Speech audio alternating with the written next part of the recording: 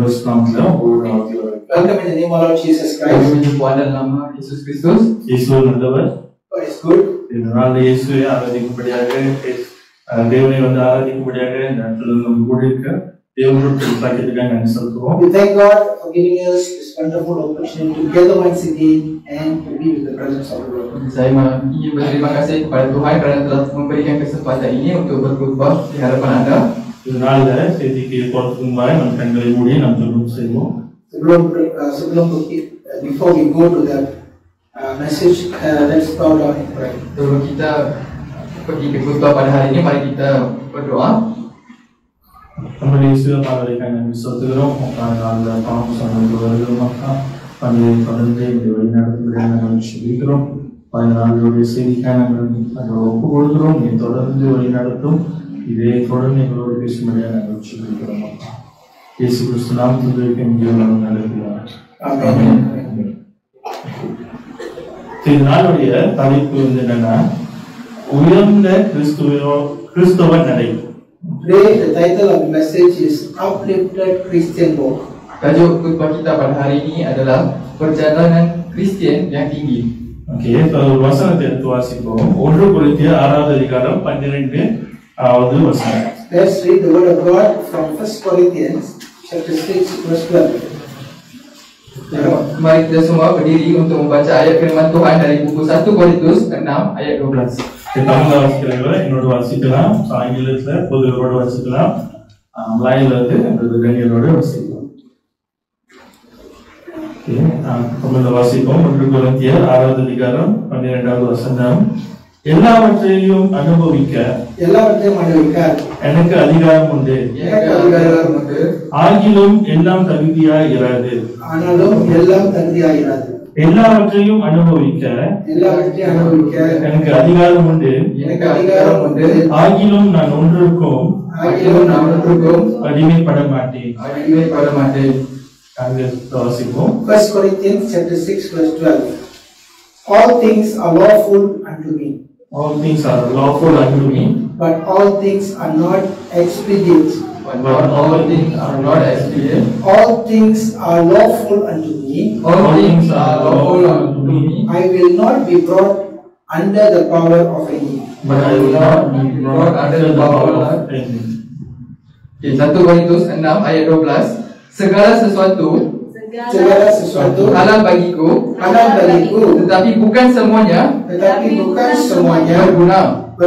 Segala sesuatu halal bagiku, tetapi aku tidak membiarkan diriku diperhamba oleh suatu apapun. Amin. Dipersilakan dulu. இதனால இந்த வசனத்தை வந்து வாசித்தோம். இந்த வசனத்துல பவுல் ஒரு முக்கியமான ஒரு காரியத்தை அவர் சொல்கிறார். When we read this word, Apostle Paul is telling a very important thing to the church.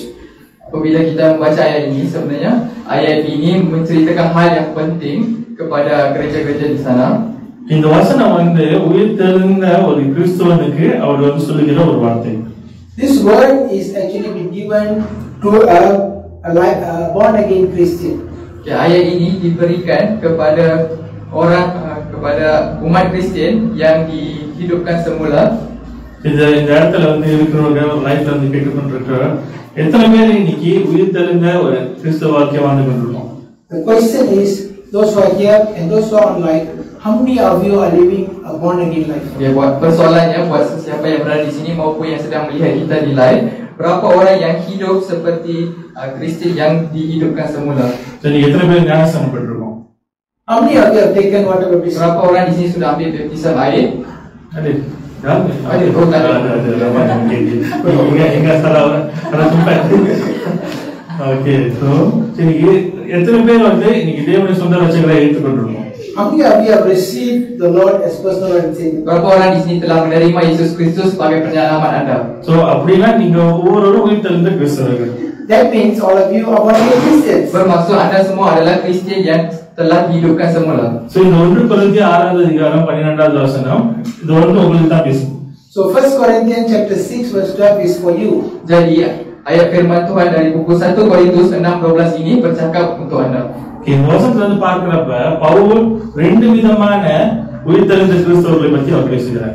From this text, Paul is separating into two different levels of Christians. Dalam ayat ini kita dapat lihat Rasul Paul telah membahagikan dua tangga ataupun dua level untuk kehidupan Kristian yang telah dihidupkan semula itu.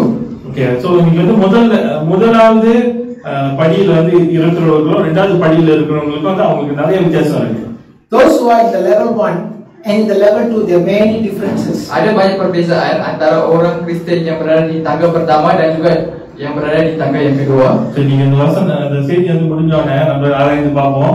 முதல் படியில இருக்குமா இரண்டாவது படியில இருக்குமா?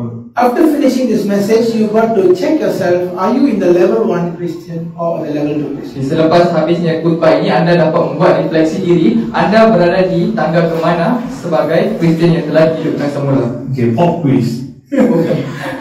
Okay, so ya, எத்தனை பேர் சொல்றீங்க ஒன்றாவது படியில இருக்கீங்க? How many of you say you are from level 1? Ya, berapa orang di sini rasa-rasa yang anda berada di tangga pertama? Sekolah rendah, primary. So யார் வந்து இரண்டாவது படியில இருக்கீங்கன்னு சொல்றீங்க? How many of you say you are in the second level, secondary level? Berapa orang rasa yang anda sudah berada di tangga yang kedua ataupun tahap yang kedua? Ada tangga 3 kan? Satu pun ada, dua pun ada. Okay, so நீங்க உயிர்த்தெழுந்த ஒவ்வொரு கிறிஸ்தவர்களும் முதல் படியில இல்லைன்னா இரண்டாவது படியில அவங்க இருக்க விடும். Those who are born again, you will be either in level 1 or level 2. There's no other levels. Jadi bagi sesiapa yang sudah dihidupkan semula oleh Yesus Kristus, anda mungkin berada di tangga pertama ataupun di tahap yang kedua. Okay, so முதலாவது படியை குறித்து நம்ம முதல்ல பார்ப்போம். Let's look into the first level. Okay, mari kita lihat tahap pertama. Ciri-ciri tahap pertama. Okay, முதலாவது படியில இருக்கிறவங்க அவங்க எப்போது எப்படி யோசிப்பாங்கன்னா, நான் வந்து மரித்து நான் பரலோகத்துக்கு போகணும். First level Christians always will think like this. They will think always of dying and they want to die and go to heaven. Orang Kristian yang berada di tangga pertama selalu berfikiran sebegini.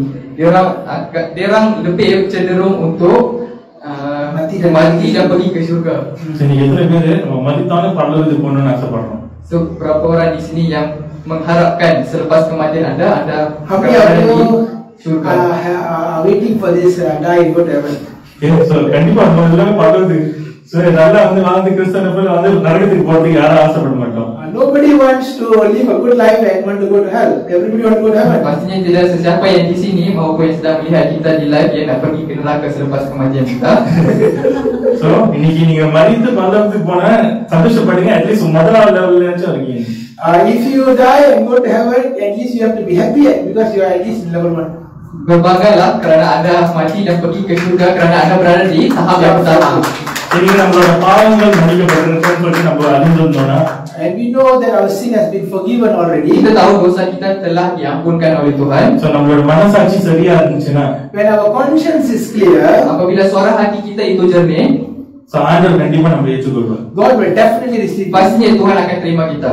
இன்னைக்கு முதல் படியில இருக்கிற கிறிஸ்தவர்கள் அவங்க எப்போதும் வந்து தவறான காரியத்தை செய்யக்கூடாதுன்னு சொல்லிட்டு பார்ப்பாங்க. The first level Christians will always start looking to God or looking at things that they should not do mistake. Biasanya orang Kristian yang berada di tahap pertama, dia orang akan cuba untuk tidak melakukan kesilapan atau dosa-dosa. Karena அவங்களுக்கு தெரியும் தவறான காரியத்தை செய்தோம்னா பாவமான காரியங்கள், தேவனுக்கு விரோதமான காரியங்களை செய்யற வேலையில அது வந்து ஒரு பாவம், அது பரலோகத்துக்கு நம்மள கொண்டு போவான்னு சொல்லிட்டு அவங்க அறிந்திருப்பாங்க. அது நல்லது. They feel that doing the wrong thing is not good and that is not pleasing unto God, so that is good. Kerana mereka tahu bahawa perkara itu adalah dosa dan dosa itu akan membawa mereka tidak ke surga.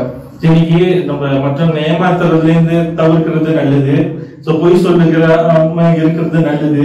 So மற்ற காரியங்கள்லாம் வந்து செய்யாம, தேவனுக்கு பிடிக்காத காரியங்களை செய்யாமல் இருக்கிறது நல்லது. It's good not to cheat. It's good not to tell lie.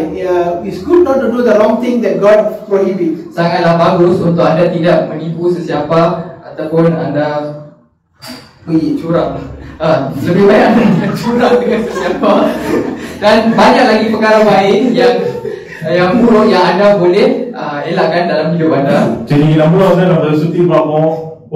அப்படிப்பட்ட நபர்கள் வந்து சேர்த்து வந்தாங்கன்னா, வா வாழ்க்கை எப்படி இருக்கு, ஸோ அவங்க சாட்சியா வாழ்றாங்கன்னு சொல்லிட்டு நம்ம யோசிப்போம். So if we see people, they are not doing the bad things, we are very excited to see such a people living in church. Dan apabila kita melihat kehidupan orang yang tidak melakukan dosa ini, kita akan rasa bahagia, rasa gembira kerana kita nampak yang dia hidup dalam church. So அவங்களோட இருதயத்துல வந்து அவங்க எப்போது பரலோகத்துக்கு மறித்து பரலோகத்துக்கு போறோம்னு சொல்லிட்டு அவங்க ஆசைப்படுறதுனால எப்போ வந்து அவங்களுக்கு மனசாட்சி வந்து அவங்களுக்கு குத்துதோ அந்த காரியத்தை உடனடியா போய் சரி பண்ணுவாங்க. Because these people, they always think about going to heaven. Whenever they do something wrong and the conscience is disturbing them for doing the wrong thing, they will immediately correct it. Kerana orang-orang yang sebegini, mereka tahu yang mana baik dan yang mana buruk, dan apabila mereka melakukan sesuatu yang buruk, suara hati mereka ataupun firasat mereka akan mengganggu mereka dan membiarkan mereka tidak senang untuk tidur. Jadi mereka akan perbetulkan kesilapan mereka supaya mereka dapat pergi ke syurga. So எப்போ வந்து மனசாட்சி வந்து சரியா வந்து இல்லையோ அவங்களுக்கு வந்து என்ன அதோட அர்த்தம் வந்து என்னன்னா நம்ம வந்து ஒரு நீதியா வந்து நம்ம வாழல, நம்ம சரியா வாழலன்னு சொல்லிட்டு ஒரு அர்த்தம். When your conscience is disturbed, God says you are not living in the right way before God. Apabila suara hati anda tidak betul, anda tahu yang anda tidak boleh mendekati Tuhan. Jadi எத்தனை பேர் இப்படிப்பட்ட ஒரு வாழ்க்கை வாழணும்னு சொல்லிட்டு ஆசைப்படுறோம்? How many of you wants to live a life like this? Berapa orang di sini mau hidup seperti kehidupan yang saya baru ceritakan sebentar tadi? தப்பே பண்ணாம எப்போ வந்து தப்பு பண்ண மனசாட்சி குத்தம் சரி பண்ணிடுவோம். அப்படி வாழணும்னு சொல்லிட்டு எத்தனை பேர் ஆசைப்படுறோம்? How many of you want to live a life like that? So you don't want to do mistake, but the moment the heart is pricking you, you immediately correct. How many of you want to live a life like that? Siapa nak hidup dalam kehidupan di mana anda buat perkara baik saja, bila buat perkara buruk anda akan betulkan dan minta maaf kepada Tuhan. நான் யோசிக்கிறேன், ஆமான்னு சொல்லணுமா வேணான்னு சொல்லணுமா தப்பா சொல்லிடுவாங்க. அது நல்ல வாழ்க்கையா இல்லையா? Is it a good life? So mesti ramai di sini yang berfikir, oh saya nak jawab ya ataupun tidak. Tetapi adakah itu kehidupan yang bagus? So அநேகர் வந்து இப்படிப்பட்ட ஒரு கிறிஸ்தவ வாழ்க்கையை வாழ்ந்துட்டு போகணும்னு சொல்லிட்டு ஆசைப்படுவோம். Many of us want to live like this kind of Christian life. Okay, ramai di antara anda pasti mahu hidup di dalam kehidupan yang sebegini. ஆனா 1 கொரிந்தியர் 6வது அதிகாரம் 12வது வசனத்துல பவுல் வந்து சொல்லுகிற ஒரு காரியமானது இதெல்லாம் வந்து நல்லது, ஆனா இதை காட்டில ஒரு மேன்மையான ஒரு வாழ்க்கை வந்து இருக்கு, அந்த வாழ்க்கையை தான் நம்ம நாடி போகணும். 1 Corinthians chapter 6 verse 12, Paul is mentioning to the church, all this kind of life is good, but there's something else higher that you should look for. Tapi dalam 1 Korintus 6:12, Rasul Paul mengatakan kehidupan ini bagus, tetapi ada satu lagi tahap yang lebih baik dan kita perlulah mengamalkan tahap tersebut dan hidup di dalam tahap itu. Jadi எத்தனை பேர் வந்து ஒன்னாவது லெவல்லையாச்சும் இருக்கும், அந்த உறுதி இருக்கு? How many of you are confident at least you are in level 1? So sekarang ni berapa ramai yang confident kata saya berada dalam tahap 1 ini? Oh, tak confident. Confident Level kosong. Balik selalu Basement. kosong berimbas semua tak boleh. Okay, so இன்னைக்கு நம்ம அப்படியே வந்து நம்ம மாறதுக்கு முதலாவது பார்ப்போம். We try to change at least to level 1.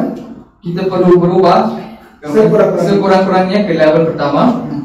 ஆனா இந்த நாள்ல பவுல் சொல்லுகிற இந்த இரண்டாவது படியை குறித்து நம்ம சில காரியங்களை பார்க்க போகிறோம். We are going to look into the second level, which is the higher level that Paul is talking about. Jadi sekarang ni kita akan membincangkan dan melihat apa sebenarnya tahap kedua yang disebut oleh Rasul Paul itu. வேதத்துல வந்து நம்ம வாசிக்கிறது போல, சோ 1 கொரிந்தியர் 6வது அதிகாரம் 12வது வசனத்துல வாசித்தது போல, சோ பவுல் இப்படிப்பட்ட வாழ்க்கைக்கு நம்மை அழைக்கிறார்.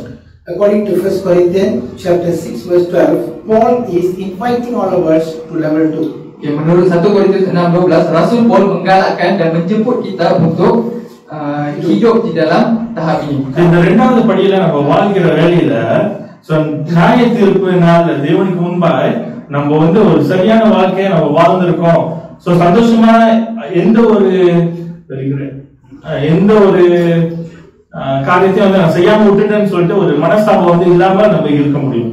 If we live in level 2,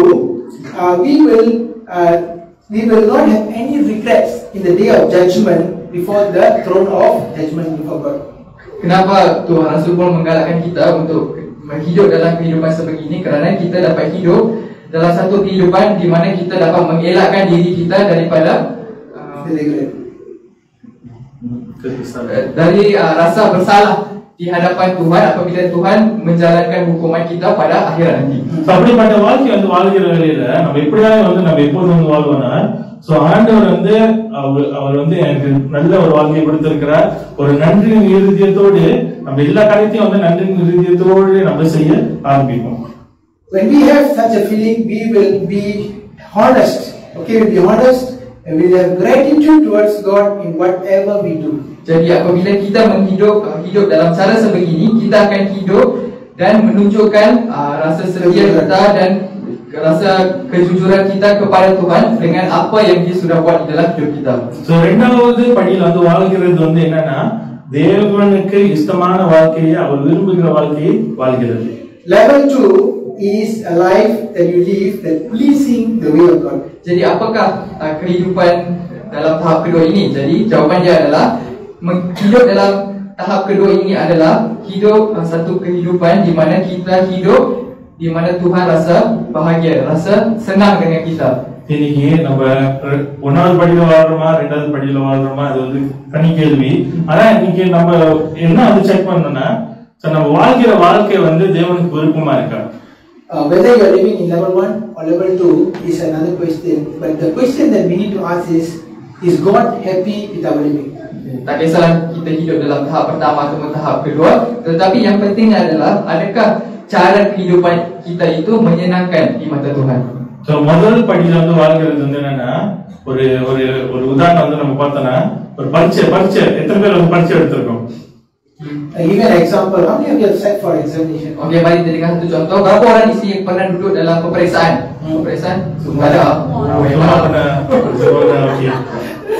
சரி, ஒரு பரீட்சை எடுத்தனா நம்ம என்ன மார்க் வந்து எடுக்கணும்னு சொல்லிட்டு ஆசைப்படுவோம். If you sit for exam, what would be the marks that you want to take? Jadi bila kita duduk untuk sebuah peperiksaan, berapa markah yang kita nak ambil dalam peperiksaan itu? Kosong 0 kosong. 100 வரைக்கும் எந்த மார்க் நீங்க எடுக்கணும்? From 0 to 100, what would be your preference marks? Dari 0 ke 100, berapa yang kita nak ambil dalam peperiksaan itu? Kosong. 45. Kosong. 55.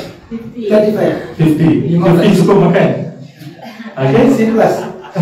சரி, நம்ம கிறிஸ்தவ வாழ்க்கையும் அப்படிப்பட்ட ஒரு பரீட்சை தான். Christian life is also a test. Kehidupan Kristen juga adalah seperti sebuah peperiksaan. இன்னைக்கு அந்த பரீட்சை வந்து நம்ம பாஸ் பண்ணனும்னா, நார்மலி பரீட்சை பாஸ் பண்ணா எத்தனை mark? If you want to pass in exam, what is the passing mark? Kalau kita nak lulus dalam peperiksaan, berapa markah lulus yang kita perlu dapat? Selabanya berapa? 100. Banyaknya. Korea ni. 50.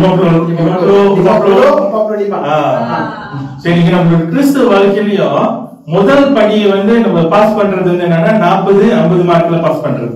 If you are in level 1, you are only passing with a mark of 45 to 50. Jadi apabila kita berada di dalam tahap pertama, bermaksud kita mengambil markah sebanyak 40 hingga 50% sahaja. Tahap satu. Maksudnya markah lulus lah, markah lulus. Masih lulus, masuk ever. Tapi cukup makan lah. Still, you will still get entire one, but you will go in with the basic mark 40 to 45 to 50 marks. So அந்த வருஷம் நின்னோட கடைசில நிப்போம். You will be the last one in the queue waiting for Kita akan menjadi orang yang terakhir di dalam barisan itu untuk masuk ke syurga. So நீங்க ரெண்டாவது படியில வந்து நம்ம பாஸ் பண்றது lapang ke atas. Okay, the second level are those people who score 80 and above. Jadi tahap kedua ini adalah orang-orang yang mengambil markah 80 dan ke atas. நீங்க ஆண்டவரோட பரீட்சையில எத்தனை பேர் கிடைக்கணும்னு ஆசைப்படுறோம், ஆனா எத்தனை பேர் பாஸ் பண்ணணும்னு ஆசைப்படுறோம்?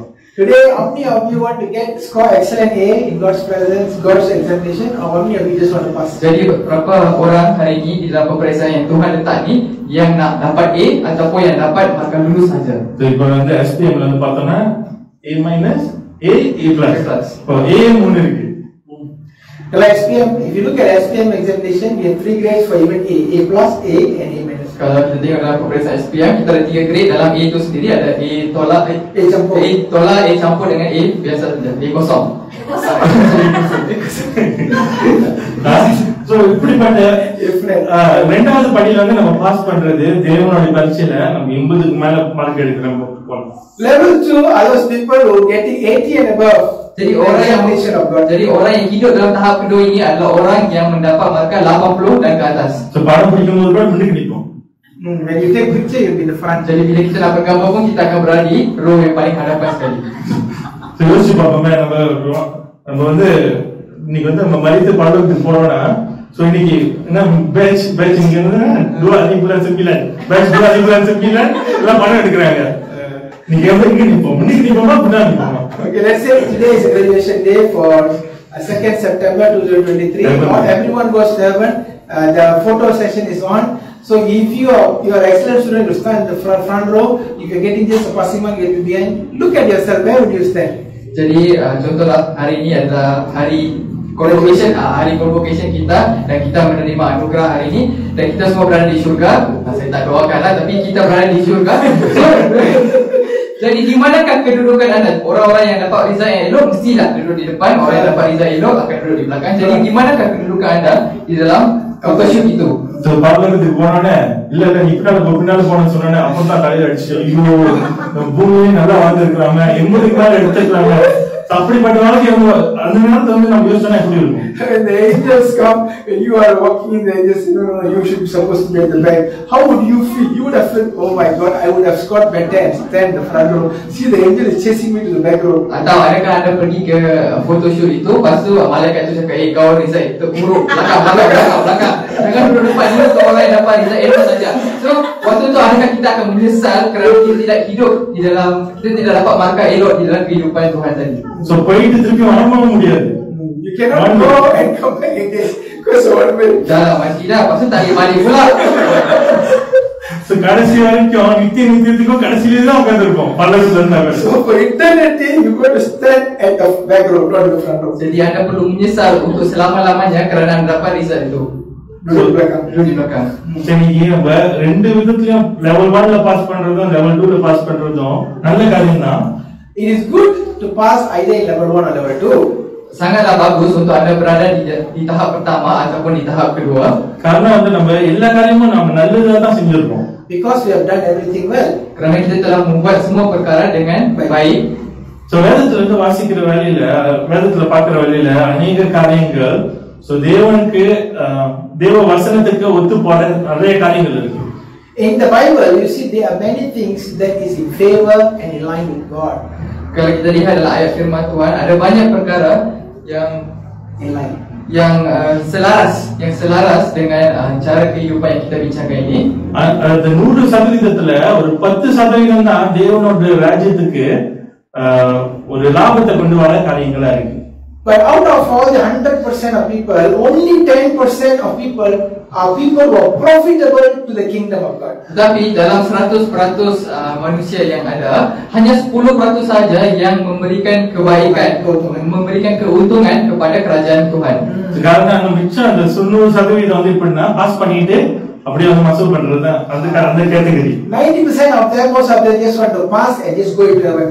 Kenapa macam tu? Kerana 90% orang itu hanya nak dapat markah lulus saja dan masuk ke dalam syurga. So அவங்க செய்கிற காரியங்கள் எல்லாமே வந்து வேதத்துக்கு வந்து சரியா இருக்கா நான் செய்யறேன் அப்படின்னு சொல்லிட்டு செய்யற காரியங்கள். They will do the things, everything that is according to the Bible, and they will just do the minimum. So that is all they live for. Kerana orang yang sebegitu hanya akan buat benda yang betul dan akan pastikan semua perlakuan mereka itu betul di sisi ayat firman Tuhan. So வேதத்துல இருந்து வாசிக்கிற அந்த பழைய ஏற்பாடுல முக்காவாசி நம்ம பார்க்கிறோம்.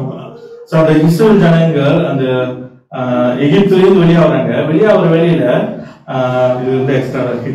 So வெளியாகிற வேலையில என்ன நடக்குதுன்னா அவங்களுக்கு வந்து கட்டளைகள் ஆண்டவர் கொடுக்கிறாரு. அந்த கட்டளைகள் ஏன் அவங்க ஆண்டவர் கொடுக்கிறாருன்னா காரணம் அவங்க ஆண்டவர்கிட்ட வந்து போயிட்டு கேட்கிறாங்க, எனக்கு வந்து இச்சம் கொடுங்க. அவர் ஏதோ ஒரு வழி இல்லாம கட்டளை வந்து கொடுக்கிறாரு. அப்படிப்பட்ட காரியத்தை வந்து கொடுத்து தான் அவங்களுக்கு வந்து நிறைய கட்டளைகள் வேதத்துல வந்து இருக்கிறது நம்ம பார்க்க முடியும். I look at the people of Israel when they came out of Egypt, they going through the journey to the land of Canaan. They have been requesting God many things. Actually, God don't want to give them the laws, but just because they are pressing on God for asking for certain things, God is giving the command. God is not giving the command happily, but He forced to give. Okay, kalau kita lihat dalam zaman Nabi Musa, di mana orang-orang Israel membebaskan dan melarikan diri mereka daripada Mesir ke tanah yang dijanjikan oleh Tuhan, iaitu Kanaan. Jadi di situ kita dapat lihat bahawa orang-orang di sana mereka meminta Tuhan untuk firman-Nya, untuk memberikan firman-Nya, sebab mereka minta banyak benda, dan Tuhan dengan rasa terpaksanya dia memberikan firman Dia kepada orang-orang itu untuk mengikut. ஏன் வந்து இந்த கட்டளைகள் ஆண்டவர் கொடுக்குறாருன்னா, தப்பு பண்ணிடாம பேரக்கூடாது, தப்பு பண்ணிடாம அவங்க வந்து இருக்கணும். ஏதாச்சும் தப்பு பண்ணாம இருக்கிறதுக்கு இங்க ஒரு கட்டளை இது இப்படி நீங்க வந்து காடி வெட்டும் போது ரோட்லயும் அப்படிதான் போட்டிருக்காங்க. இது வந்து இப்படி போக கூடாது, இந்த பாதையில போக கூடாது. அப்படிப்பட்ட காரியங்கள் நம்ம தப்பு பண்ணிடக்கூடாது. பண்ணா நம்மளுக்கும் வந்து கெடுதி, மற்றவங்களுக்கும் கெடுதி, அப்படியே வந்துடக்கூடாதுன்னு சொல்லிட்டு ஆண்டவர் நிறைய கட்டளையை கொடுத்தாரு. So God gave the commandments just to protect them from doing the wrong things. Just like how when you drive a car, they will say you cannot go in one way, you cannot go through the red light. So there are restrictions, or the commandments are given just to protect the people from not doing the wrong thing. Jadi kenapa Tuhan bagi firman itu kepada mereka, 10 firman itu? Kerana Tuhan nak pastikan mereka untuk tidak membuat kesalahan-kesalahan yang besar yang akan menggunakan lebih banyak masalah di dalam komuniti itu. Samalah seperti hari ini bila kita bawa kereta, kita ada banyak undang-undang, merah untuk berhenti, kuning untuk bersedia untuk berhenti, lepas tu hijau untuk jalan. Yang awal langgar kereta itu masalah awal lah. Jadi seperti itulah, kita ada banyak peraturan. Tuhan bagi peraturan itu, firman itu untuk pastikan kita tidak jatuh dalam masalah yang lebih besar. இன்னைக்கு அந்த டிராபிக் லைட்ல red light வண்டி வந்து இல்லைன்னா எத்தனை பேர் வந்து அடிச்சுட்டு போயிடும்? If there's no red light in the traffic light, how many of us will just go through? Okay, kalau tak ada lampu merah di dalam lampu isyarat itu, berapa orang yang akan langgar? Langgar sesama masing-masing. அப்ப இருக்கோ இல்லையா நின்று போகுமா? Will we stop and go?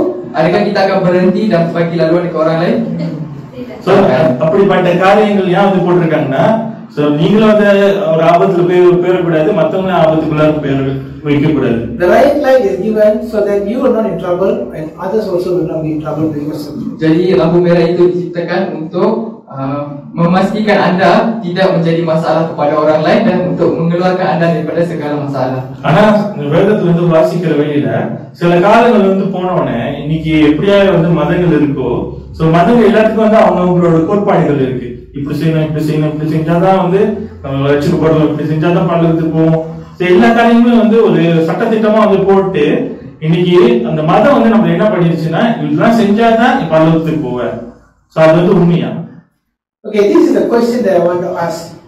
All the religions are giving a lot of rules and regulation. You got to do this, you got to do this, you got to do this, you got to do this. So my question is it true? So if you do all this, then only you going to go to heaven. Sama jugalah seperti banyak agama yang kita lihat di bumi ini. Semua agama memberikan pantang larang mereka apa yang boleh buat, apa yang tidak boleh buat. So soalan yang saya nak berikan kepada anda adalah, adakah bagus untuk kita ikut satu-satu yang mereka ceritakan itu? Adakah bagus untuk kita ikut pantang larang itu? பரிசேயர்கள் வேதத்துல இருந்து வாசிக்கிறோம். சோ அவங்க வந்து வேதத்துல இருக்கிற எல்லா சட்டத்திட்டங்களும் அவங்களுக்கு தெரியும். So the Pharisees, they knew all the commandments that in the Bible.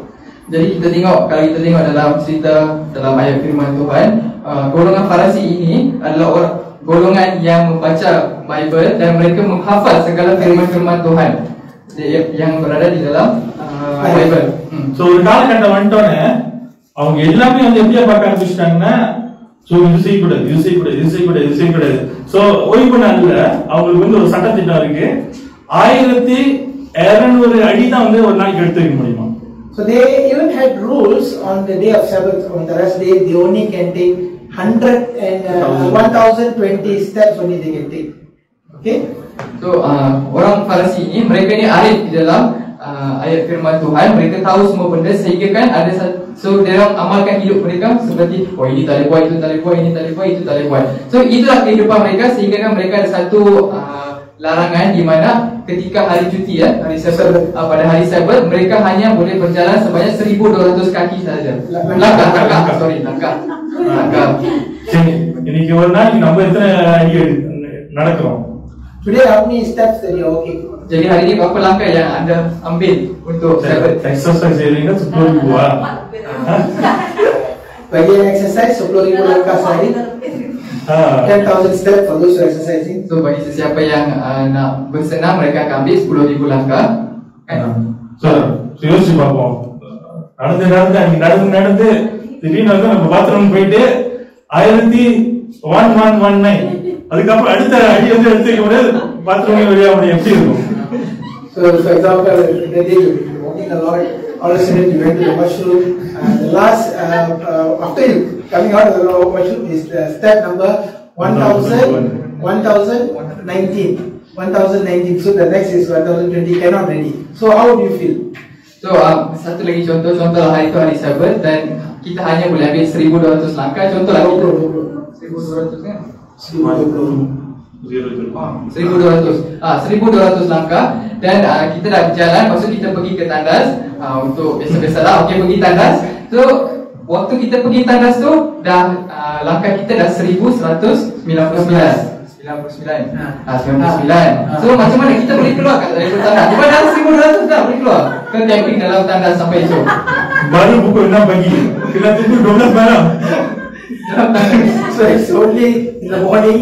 So how you going to wait for until the night is over? So இதுதான் நம்ம வந்து ஒரு சட்டத்திட்டத்துக்குள்ள வாழ்கிற ஒரு வாழ்க்கை. This is how you live in a life of loss. Okey, beginilah contoh apabila kita hidup di dalam firman Tuhan, dalam patang larang yang Tuhan telah berikan. ஆனா இந்த ரெண்டாவது படியில இருக்கிற கிறிஸ்தவர்கள் அவங்க வந்து அந்த சட்டத்திட்டத்தை அவங்களோட முக்கியமா வந்து அவங்க பார்க்க மாட்டாங்க. அவங்க வந்து வேற ஒரு காரியத்தை முக்கியமா பார்ப்பாங்க. But the people who live in level 2, they are not going to be confined to the law, but they are looking for something else. Itu adalah cara orang yang berada di dalam tahap pertama. Dalam tahap kedua ni pula, mereka tidak terlalu taksub dengan pantang larang yang Tuhan bagi ini. அவங்க ஒரு காரியத்தை வந்து செய்யறதுக்கு முன்பாக அவங்க வந்து எப்படியே வந்து பார்ப்பாங்கன்னா செய்கிற இந்த காரியம் வந்து பரலோக ராஜ்யத்துக்கு லாபத்தை கொண்டு வருமா.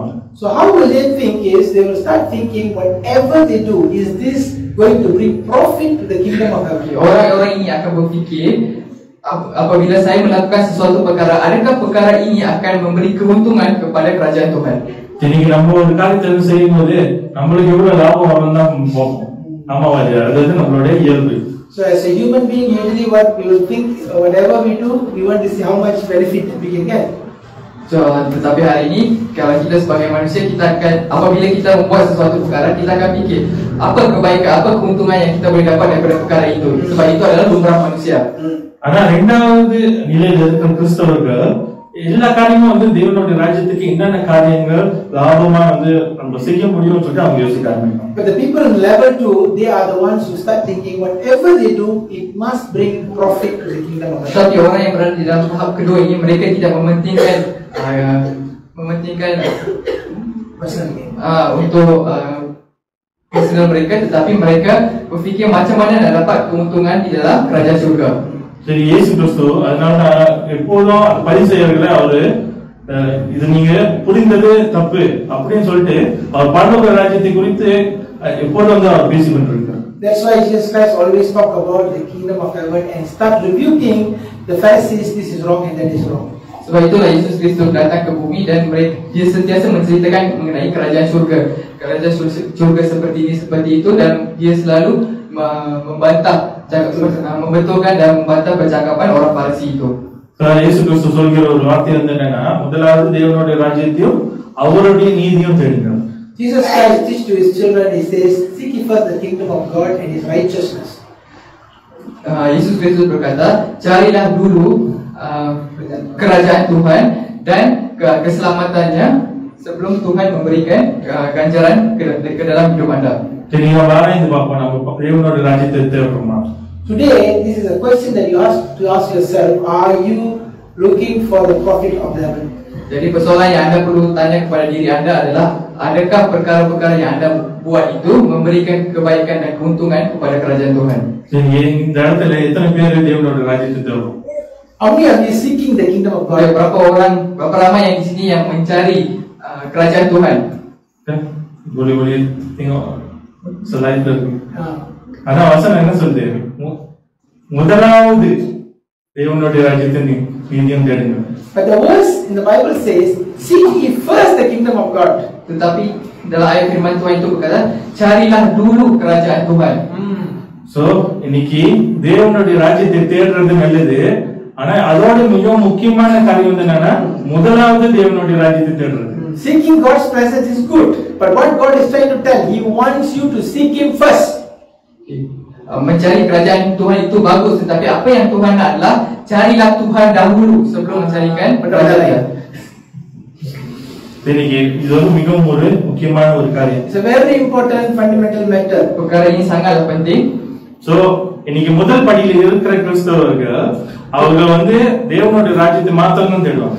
The people in level 1 and always will seek for the kingdom of God. Orang yang berada dalam tahap pertama ini dia akan sentiasa mencari kerajaan Tuhan. ஆனா இரண்டாவது நிலையில இருக்கிற கிறிஸ்தவர்கள் அவங்க முதலாவது தேவனுடைய ராஜ்யத்தை But தேடுவாங்க. people who live in the second level, these people will seek kingdom of God first in their life. Tetapi orang yang berada dalam kerajaan dalam tahap kedua ini mereka akan mencari kerajaan Tuhan dahulu. So இன்னைக்கு இந்த வசனம் சொல்லுது முதலாவது தேவனுடைய ராஜ்யத்தையும் அவருடைய நீதியும் தேடுங்க. அவருடைய நீதினா என்ன? What does it mean by his righteousness? Seek God and his righteousness. What does it mean by his righteousness? Dalam ayat itu kita boleh nampak di mana Tuhan suruh mencari kerajaannya dahulu dan juga kesuciannya. இன்னைக்கு அவருடைய நீதின்னு சொல்ற வழியில தேவனுடைய கண்ணுல அவருக்கு லாபமான காரியத்தை பரலோக ராஜ்யத்துக்கு லாபமான காரியத்தை நம்ம செய்யணுமா அன்றாடம் அதான் வந்து நீதி. Righteousness is simply can be translated as whatever thing that you do that bring profit to the kingdom of heaven. Perkataan kesucian ataupun soleh itu bermaksud adakah kita mencari kerajaan Tuhan dan memberikan keuntungan kepada kerajaannya. இன்னைக்கு நம்ம வந்து முதலாவது நம்ம முடிவு செய்யணும். இன்னைக்கு நான் வந்து முதலாவது நிலையில இருக்கிற கிறிஸ்தவனா இருக்கணுமா இல்லனா இரண்டாவது நிலையில இருக்கிற கிறிஸ்தவனா இருக்கணுமா? It's time for us to decide whether you want to be level 1 or level 2. Jadi sangatlah penting untuk anda untuk memilih untuk berada di dalam tahap pertama ataupun dalam tahap kedua. சரி யார் வந்து பாஸ் பண்ணி பரலோகத்துக்கு போனா மட்டும் போதும் என்னை விட்டு கூட்டா மட்டும் போதும்னு சொல்லி யோசிக்கணும். How many of you think I just want to enter heaven with passing on? Jadi berapa orang di sini yang berfikiran saya nak masuk syurga dengan makan lulus cukup makan saja. இல்லன்னா நான் வந்து சிறந்ததா செய்து ஆண்டவருக்கு இந்த பூமியில வாழும் போதே தேவனுக்கு லாபமான காரியத்தை எல்லாமே வந்து செஞ்சுட்டு சிறந்ததா முன்னுக்கு வந்து போகணும்னு சொல்லி யோசிக்கணும். Are you thinking I must do the best thing and I must score in this life in Christ Jesus? When I go to heaven I must score 98%. Ataupun adakah anda berfikiran bahawa anda nak buat yang terbaik di bumi supaya apabila tangkap gambar nanti anda berada dalam barisan paling hadapan sekali. Okay, level pertama. Modal level ya. So siapa nak level pertama? Saya tak nak.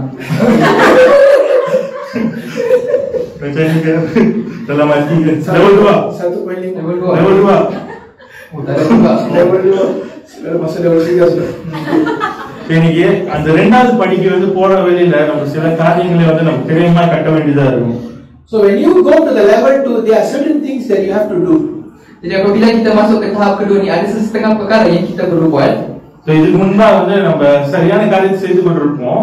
ஆனா அதுக்கப்புறம் வந்து நம்ம என்ன யோசிக்க ஆரம்பிப்போம்னா நம்ம இது வந்து ஆண்டவருக்கு லாபமான காரியம் இல்லைன்னா நம்ம அதை செய்யாம விட்டுருவோம்.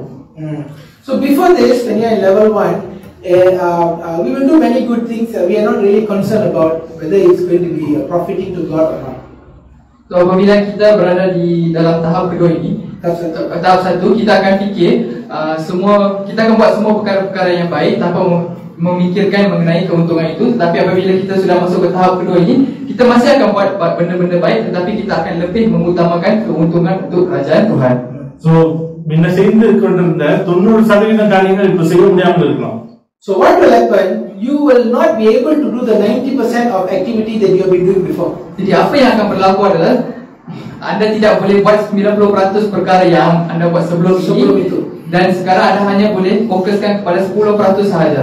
Karena அந்த 10% தான் ஆண்டவருக்கு லாபமான காரியம்னு சொல்லிட்டு நம்ம அறிந்திருக்கோம். Because we will come to a realization that only this 10% of activities are going to profit to kingdom of heaven. Kerana kita tahu hanya 10% itulah yang memberikan keuntungan kepada Tuhan, bukan 90% itu. நான் ஆளுங்கிட்ட வந்து சொல்றப்ப என்ன இப்படிப்பட்ட வாழ்க்கை வாழ்ற இப்படிப்பட்ட ரொம்ப ரிஸ்ட்ரிக்டா இருக்கு உன் வாழ்க்கை ரொம்ப என்ன நிறைய காரியம் ஒன்னா செய்ய முடியல என்ஜாய் பண்ணணும் ஆண்டவர் ராஜ்யத்துல என்ஜாய் பண்ணணும் அப்படின்னு சொல்லிட்டு நிறைய பேர் சொல்லுவாங்க. So many people will come and tell you why your life is so confined, so restricted. You cannot do this, you cannot do that, you cannot do this, you cannot do that. In Christ you must enjoy. Must learn to enjoy. Many people say this to you.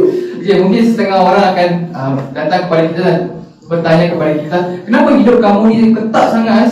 Itu Itu tak boleh buat. Kenapa kamu hidup di dalam larangan yang sebegini? அப்ப வந்து என்ன சொல்லுவாங்க, வேதத்துல இப்படி சொல்லி இருக்குதுமா, நீ செஞ்சா கூட தப்பு இல்லை அப்படின்னு சொல்லுவாங்க. So they will start arguing with you and say, even in the Bible they say these things are all permitted, you can do all this, no problem. Lepas tu dia orang akan cakap, hidup sebagai Kristian ni kena enjoy lah. Tuhan maafkan semuanya, enjoy saja. Dan dia orang akan cakap daripada ayat firman Tuhan kata, Tuhan kata ni boleh, kenapa you tak buat? Buatlah. ஆனா நம்ம எப்போதும் வந்து ஒரு காரியத்தை அறிந்திருக்க வேண்டும். நான் வந்து இதை செய்ய முடியாதுன்னு சொல்றதுக்கும் நான் இதை செய்ய மாட்டேன்னு சொல்றதுக்கும் ஒரு வித்தியாசம் உண்டு. There's a big difference that you got to understand between you don't want to do and you don't want to do. I can't do. Jadi anda perlu tahu ada perbezaan yang sangat besar di mana apabila anda menyebut saya tak boleh buat dan saya tak akan buat. நான் நீ செய்ய மாட்டேன்னு சொல்லும்போது அது நம்மளோட தேர்வு. When you say I don't want to do, is your choice. Apabila kita kata saya tak nak buat, bermaksud itu adalah pilihan kita. நான் எப்ப வந்து நான் இது செய்யக்கூடாதுன்னு நம்ம சொல்றோமா, அது வந்து ஒரு பயத்துல நம்ம செய்யணும்னு ஆசை, ஆனா செஞ்சோம்னா ஆண்டவர் தங்கிச்சு சொல்லுவாரு, தமிழ் சொல்லுவாங்களே சாமி கண்ணு கொடுத்துரும் அப்படின்னு சொல்லி யோசிப்போம். But when you say I cannot do, that means you are living out of fear, because you are afraid when you do the thing that you cannot do, something bad will happen to you. Dan apabila kita cakap kita takkan buat, bermaksud kita nak buat benda tu tetapi disebabkan oleh larangan tu kita tak takut kepada Tuhan, jadi kita takkan buat benda tu. Macam mana pastor cakap tadi, orang India percaya bahawa kalau kita buat sesuatu dosa, Tuhan mereka akan cucuk mata dia orang. Cucuk mata dia orang. Itu kepercayaan dia orang lah. இன்னைக்கு ஒரு நல்ல காரியம் வந்து என்னன்னா, இன்னைக்கு நம்ம முதல் நிலையில இருந்தா கூட ஆண்டவர் நம்ம மேல வந்து சந்தோஷம் இல்லாமல் இருக்க போறது இல்ல. The good thing is, even though you are still in level 1, God is still not unhappy. Jadi apa yang berita baik yang kami nak sampaikan adalah walaupun anda masih berada dalam tahap 1, Tuhan masih gembira dengan anda. காரணம் நம்ம எப்போதும் நம்ம மனசாட்சி வந்து நம்ம சரியா வைத்திருக்கோம். Because we keep our conscience always right. Kerana kita mempersiapkan firasat kita dengan agenda-agenda ataupun dengan fikiran yang betul. முதல் லெவல் பூஜ்ஜிய லெவலை காட்டிலும் நல்லதுதான். The first level is far better than the 0 level. Tahap pertama adalah lebih bagus daripada tahap kosong. இன்னைக்கு அது வந்து ஒரு நல்ல லெவல். காரணம் அநேக கிறிஸ்தவர்கள் அந்த முதல் லெவல்ல கூட இல்ல. Today the sad part is many Christians not even achieving level 1. Tapi sedihnya ramai orang Kristian tidak berada dalam tahap pertama itu, di dalam tahap kosong itu. இந்த sermon வந்து நான் prepare பண்ணிட்டு இருக்கிறப்ப ஆண்டவர் வந்து என்னோட பேசினாரு. போதுகர் சொன்ன ஒரு உதாரணம் வந்து திரும்பி ஞாபகம் இருந்துச்சு, எனக்கு சிரிப்பு வந்துருச்சு. என்ன ஆகுதுன்னா ஒரு வீடு.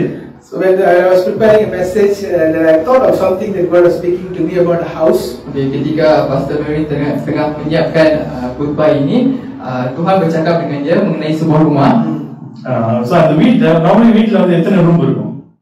Usually in a house, how many rooms you have? Biasanya berapa bilik akan ada di dalam sebuah rumah? 3, 4, 3, 4, 5, 3, 4, 5 dan ke atas. So ke atas maybe hotel lah. Si rumah di satu.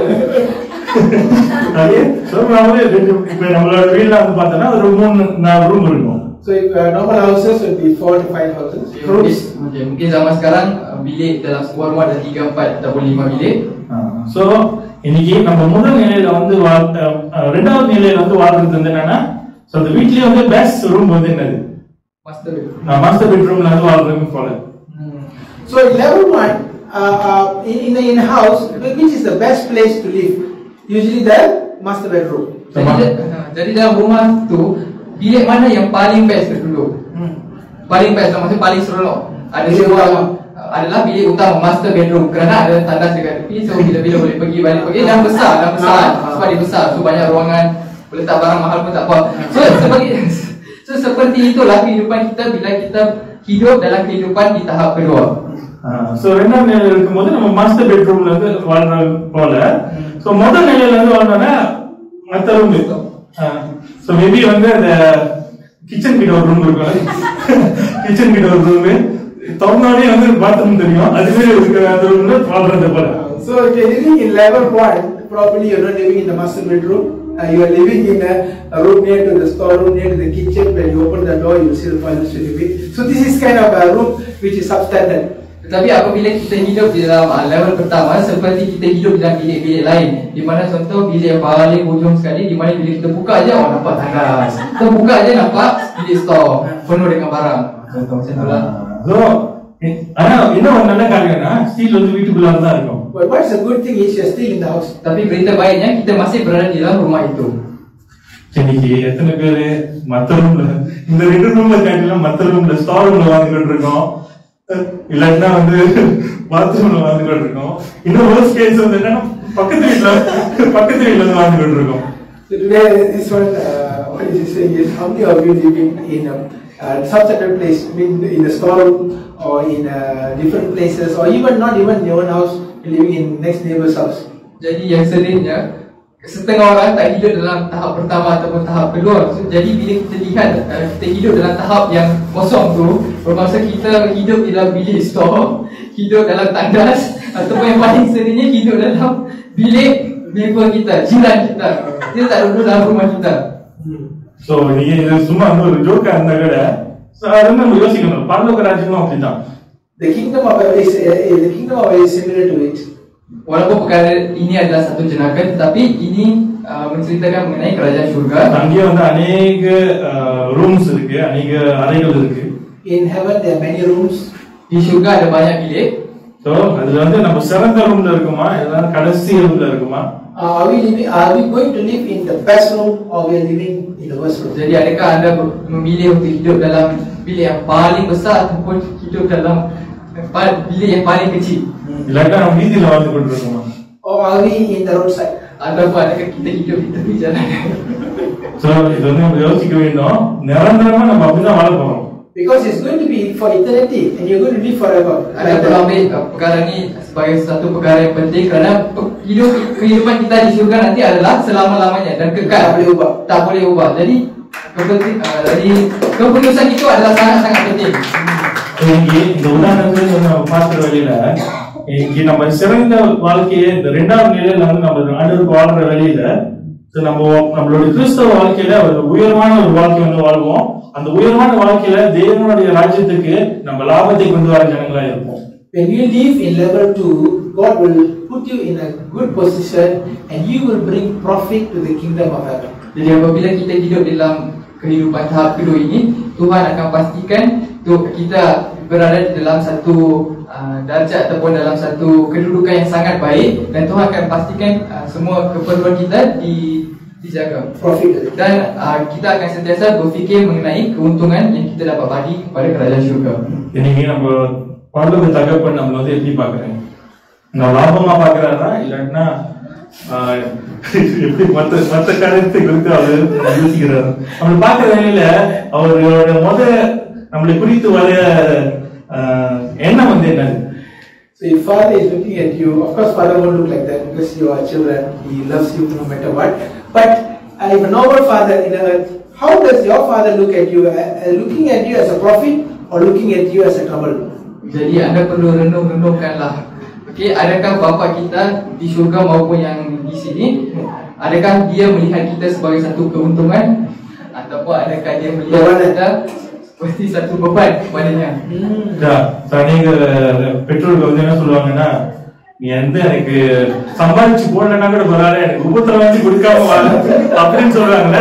இன்னைக்கு நம்ம பரலோக தகப்பன் நம்மள வந்து அப்படியே வந்து சொல்ல மாட்டாரு. இருந்தாலும் அப்படி யோசிக்கிற அளவுக்கு நம்ம கொண்டு போறோமா? There's a saying in Tamil, among Tamil people, they say, even if you don't give me any money or anything good, it's okay. Please don't cause more trouble. So this is the saying in Tamil. Jadi ada satu perumpamaan dalam bahasa Tamil di mana bapa fizikal kita yang berada di bumi ini, dia cakap, janganlah walaupun kamu ini bukanlah satu keuntungan bagi saya, tapi janganlah menjadi beban kepada saya dan janganlah tambah beban kepada saya. Jangan bawa beban ke dalam rumah saya.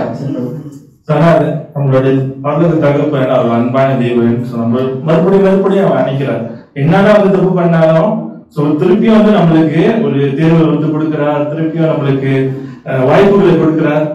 மறுபடியும் வந்து நம்ம ஒன்றாவது லெவல் எல்லாம் 2வது லெவலுக்கு வந்து வரும்படியாக தேவன் மறுபடியும் வந்து நம்ம வாழ்க்கைய அநேக சூழ்நிலைகளை அனுப்பி நம்மளை வந்து இருக்க பார்க்கிறார். Our heavenly Father is not like our physical father. He doesn't look at us as a problem or profit, but he always takes you and put you at least at level 1 or level 2, no matter what you do. He is such a loving Father. Tapi Bapa kita yang berada di syurga, Dia sentiasa menyayangi kita. Walaupun apapunlah kesilapan yang kita buat, Dia sentiasa memberi peluang kepada kita untuk kembali ke tahap pertama dan tahap kedua. Sebab itulah kita perlu memahami bahawa Bapa kita sangat mengasihi kita. Amen. இன்னைக்கு அப்போஸ்தலர் பவுல் வந்து அந்த 1 கொரிந்தியர் 6:12 சொன்னது போல இன்னைக்கு நம்ம எந்த நிலையில வந்து இருக்கோம், 2வது நிலையில இருக்கிற வேலையில நம்ம எப்படியா வந்து யோசிப்போம்னா, ஒரு காரியத்தை செய்யறதுக்கு முன்பாக இயேசுவே ஆண்டவரே இந்த காரியம் வந்து நான் செய்ய போறேன், செய்யலாம்னு வந்து ஆசைப்படுறேன், ஆனா இந்த காரியத்தை நான் செஞ்சேன்னா உங்களுக்கு வந்து விருப்பமா இருக்குமா, அப்படியே வந்து நம்ம கேட்க ஆரம்பிப்போம். For those who are living in level 2, always will start thinking, I want to do this thing, but if when I do it, will it going to profit the kingdom of God or is not? This is how we think. Jadi bagi sesiapa yang berada dalam tahap kedua ini, macam mana kita patut berdoa adalah, Bapa, saya suka dengan benda ni, saya nakkan benda ni, tetapi apabila saya nakkan benda ni, adakah perkara ini akan memberikan keuntungan kepada kamu? Itulah yang kita perlu tanya kepadanya. வேதத்துல வந்து பாக்குறப்ப நான் ஒரு நபரை குறித்து ரொம்ப உயர்வான ஒரு நிலையில வந்து வைத்திருக்கிறதுனா அப்போஸ்தலர் Pavul. So you look in the Bible, one of the very renowned apostle is Apostle Paul. Kalau kita lihat dalam ayat firman Tuhan, rasul yang terpaling hebat dan terpaling besar adalah apostol Paulus. So அவருடைய வாழ்க்கையை வந்து நம்ம பார்க்கிற வரையில அவருடைய அன்றாட வாழ்க்கையில அவர் வந்து ஒரு பரிசேயர். So he is a Pharisee by birth. Sejak lahir dia adalah sebuah Farisi. So அவர் வந்து ஒரு சிறந்த ஒரு டீச்சர் கீழ வந்து இருந்தாரு, கெமேலியல். Dia mengambil he is receiving his studies from the best teacher who is Gamaliel. Dia menerima pelajarannya daripada sebuah guru yang sangat baik, yang terhebat, yang bernama Gamaliel. So இன்னைக்கு அவருடைய அறிவு வந்து நம்ம பார்த்தோம்னா இன்னைக்கு வந்து ஒரு 10 PhD வச்சிருந்தானா அப்படிப்பட்ட ஒரு அறிவு வந்து அவருக்கு இருந்துச்சு. So Paul had wisdom of a person having 10 PhDs. Kebijaksanaan Rasul Paul ini bersamaan dengan 10 PhD pada zaman sekarang. So நீங்க அதனால நீங்க அவரோட புத்தகத்துல வந்து வாசிக்க அவர் எழுதிய அந்த கடிதம் எல்லாத்தையும் நம்ம வாசிக்கிறோம்ல, அநேக காரியங்கள் அதுல அடங்கிடும். That's why when you start reading the epistles, there are many things are written in there. Jadi apabila anda membaca buku-buku yang ditulis oleh Rasul Paulus ini, kita boleh belajar banyak benda yang dia menceritakan di dalam buku itu. So நீங்க பார்த்தா அவருடைய ஆரம்ப வாழ்க்கை அவர் வந்து ஒரு பரிசேயர். But his beginning is a Pharisee by birth. Tapi permulaannya dia adalah seorang Farisi sejak lahir. இந்த பரிசேயர் தான் வந்து நம்ம சொன்ன ஒரு நாள்ல 1600 அடி தான் வந்து வைக்க முடியும். அப்படியே வந்து அவர் வாழ்க்கை வாழ்ந்த ஒரு 30 வருஷத்துக்கு மேல அப்படியே வாழ்ந்தாரு. As I mentioned to you, Pharisees are the one who live like they cannot step more than 1200 steps on Sabbath. They live like that in the law for almost 30 over years.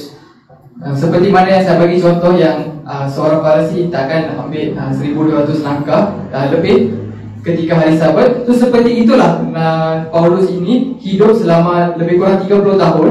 So இயேசு கிறிஸ்துவை அவர் அறியறதுக்கு முன்பாக அவர் அப்படியே வந்து அவருடைய சட்டதிட்டங்கள்ல அவர் வாழ்ந்து கொண்டிருந்தார். Before Paul have an encounter with God, he was living as a Pharisee. Sebelum Paulus ini berjumpa dengan Yesus Kristus, beginilah kehidupannya. So அவர் வந்து முதலாவது இயேசு கிறிஸ்துவை அறியறதுக்கு முன்பாக அவர் வந்து வாழ்ந்த வாழ்க்கை வந்து நல்ல வாழ்க்கை தான். பிகாஸ் வந்து அவர் வேதத்துல இருக்கிற எல்லா காரியத்தையும் எப்படியா பார்த்தோம்னா இந்த முதல் படியில இருக்கிற கிறிஸ்தவர்களை போல அவங்க வந்து பின்பற்ற ஆரம்பித்தா அவர் செய்த காரியங்கள் தான் வந்து மிகவும் நல்லது. So Paul was living as a Pharisee, and because he living as a Pharisee, he was living a good life because he followed all the rules and regulations. Sebelum Paulus ini mengenal Yesus Kristus, begitulah kehidupannya. Dia mengikut segala perintah, segala firman yang Tuhan telah bagi, dan apabila dia berada di bawah guru yang terhebat itu, begitulah dia menjalani kehidupannya untuk 30 tahun pertama. ஆனா இயேசு கிறிஸ்துவை எப்ப வந்து அவர் அறிந்தாரோ அவர் வாழ்க்கை அவர் வாழ்ந்த சட்டத்திட்டத்திலிருந்து அவர் வெளியாகி என்னென்ன காரியங்கள் அவர் செய்தாருன்னா பரலோக ராஜ்யத்துக்கு அவர் வந்து லாபமா இருப்பாருன்னு சொல்லிட்டு அவர் செய்ய ஆரம்பித்தார். But the moment Apostle Paul had an encounter with God, he changed his life behavior from living in the law, but he turned his life towards God that would live a life that bring profit to kingdom of heaven. Tetapi apabila dia berjumpa dan mengenali Yesus Kristus, dia mengubah hidupnya daripada hidup di dalam perintah Tuhan. Dia hidup dalam satu kehidupan di mana dia memikirkan dan mementingkan kepentingan Tuhan ataupun keuntungan Tuhan. அவரு தேவன் இயேசு கிறிஸ்து அறிந்த நாட்கள்ல இருந்து 30 வயசுக்கு மேல அவர் வந்து மரிக்கிற வேலையில அவருக்கு ஒரு 60 கூட இருந்துச்சு. 30 ஆண்டுகள் அவர் செய்த ஊழியத்தை இந்த நாள்ல பூமியில யாரும் வந்து செய்து கொண்டிருக்கிறது இல்லை. So Apostle Paul on his second part of his life, after 30 years, maybe probably he lived another 30 to 40 years. These years he lived in a very different way that none of us can even compete, obviously. Okey, selepas dia hidup selama 30 tahun pertamanya, selepas tu dia hidup mungkin dalam 30 atau 40 tahun selepas itu. 30-40 tahun tu dia hidup berbeza dengan kehidupan awalnya. Dia hidup di mana dia mementingkan kepentingan Tuhan. அவர் வந்து வேதத்துல அத்தனை புத்தகத்தை வந்து எழுதினாரு. புதிய பாடம் முக்காவாசி புத்தகத்தை அவர் வந்து எழுதினாரு. He wrote almost 3/4 of New Testament. Dia menulis 3/4 buku-buku di dalam perjanjian baru. So missionary பிரயாணங்கள் வந்து செய்தாரு. அதனால வந்து ஏரோப்ளேன் இல்ல, நீங்க நம்ம பெரிய காடி இல்ல, நடந்து தான் போகணும். ஸோ மாச கணக்கில் நடக்கணும், வார கணக்கில் நடக்கணும். ஸோ எல்லா கணக்கும் வந்து அவர் நடந்து போட்ல வந்து போய் அப்படியே வந்து அவர் ஊழியத்தை செய்தார். அநேக நேரத்துல வந்து அவரோட போட் வந்து உடஞ்சு கூட போயிருக்கு.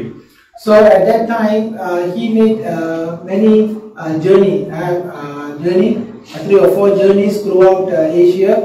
So he was using ship, traveling by ship, traveling by foot. Even the ship that he goes in was wrecked and he was in the sea. So it was not easy. Jadi dia menyampaikan berita-berita baik kepada banyak tempat. Dia berlayar dari tempatnya ke negara-negara Asia dan dia menyampaikan berita-berita baik ini melalui kapal-kapal ataupun melalui berjalan. Tak adalah zaman sekarang kita ada kapal terbang, ada kereta, kita boleh pergi dengan cepat. Tetapi zaman dulu mereka berjalan untuk berjam-jam, berhari-hari dan mereka mengambil kapal untuk pergi dari satu tempat ke tempat lain. Kadang-kadang kapal yang dia naik itu dalam kondisi yang sangat teruk. அநேக நேரத்துல வந்து பாம்பு பத்தி இருக்கு.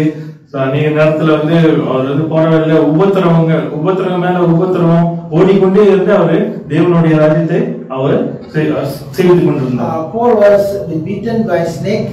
Paul was having a lot of struggles and persecution, yet he never stopped. He keep continuing his journey to bring kingdom blessings to the kingdom of God. Kadang-kadang Paulus itu digigit oleh ular. Kadang-kadang dia melalui banyak masalah, dia dipukul oleh orang-orang sekeliling untuk menceritakan mengenai kebaikan Yesus Kristus ini. So inilah perjuangan yang dia lalui dan masalah-masalah yang dilalui untuk menyebarkan berita baik ini kepada orang-orang lain. ஆனா அவருடைய எண்ணம் வந்து எப்படின்னா, எப்போதும் வந்து நான் செய்கிற காரியங்கள் எவ்வளவு நாள் நான் வாழ போறேன்னு தெரியல, ஆனா நான் வாழ்ற வரைக்கும் நான் செய்கிற ஒவ்வொரு காரியமும் பரலோக ராஜ்யத்துக்கு அது லாபத்தை கொண்டு வரணும்னு சொல்லிட்டு அவர் அப்படியே வந்து பிரயாசப்பட்டு போனார். What was in the mind of Paul was, I don't know how long I will live, but as long as I live, I will live as a prophet for the kingdom of God. Walau sebegitu layanan dia yang diterima daripada orang-orang sekeliling, tetapi dia berfikir dan dia berfikiran bahawa selagi saya hidup ini, saya nak menjadi sebuah keuntungan bagi kerajaan surga. So அவருடைய வாழ்க்கை எனக்கு வந்து எப்போதும் வந்து ஒரு அதிசயமா இருக்கிற ஒரு வாழ்க்கை. அவருக்கு இருந்த எல்லா காரியங்களும் சாயந்தரம் அவர் கொடுத்த எல்லா காரியத்தையும் வந்து அவர் சரியா வந்து பயன்படுத்தினார்.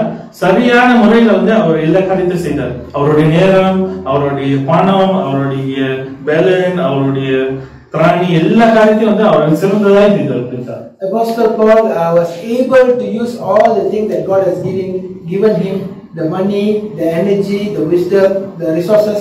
He used it well, okay, for the kingdom of heaven. Satu perkara yang membuat kami teruja adalah Rasul Paulus ini telah menjaga segala keperluan dan segala perkara yang Tuhan telah, segala rezeki yang Tuhan telah berikan dengannya dengan baik. Duit yang dia dapat, kekuatan yang diberi dan semua rezeki-rezeki yang Tuhan telah bagi dekat dia menjaga dengan elok. எனக்கு எத்தனை பேருக்கு வந்து அப்போஸ்தலர் பவுலை போல வாழணும்னு சொல்லிட்டு ஆசை. How many of you want to live like Apostle Jadi Paul? berapa orang yang nak hidup seperti Rasul Paulus ini? Run away. Kata hari ya. So உங்களுக்கு கொடுக்கப்பட்ட நம்மளுக்கு ஒவ்வொருவருக்கும் 24 மணி நேரம் கொடுக்கப்பட்டிருக்கு, அநேக பணங்கள் கொடுக்கப்பட்டிருக்கு, அநேக பலங்கள் கொடுக்கப்பட்டிருக்கு, அநேக திராணிகள் கொடுக்கப்பட்டிருக்கு. எல்லா காரியங்களும் வந்து எப்படிதான் வந்து பவுல் அவர் வந்து சரியா வந்து நிர்வகித்தாரோ அதே போல இத்தனை பேர் வந்து அவங்களுக்கு கொடுக்கப்பட்ட காரியத்தை சரியா நிர்வகிக்கணும்னு சொல்லிட்டு ஆசைப்படுறோம்.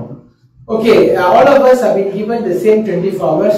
All of us are given some kind of resources, money, ability, wisdom. So many things have been given. How many of you are thinking exactly like Apostle Paul that you want to manage it properly? Jadi seperti mana Rasul Paulus itu telah menjaga segala keberkatan yang Tuhan telah beri.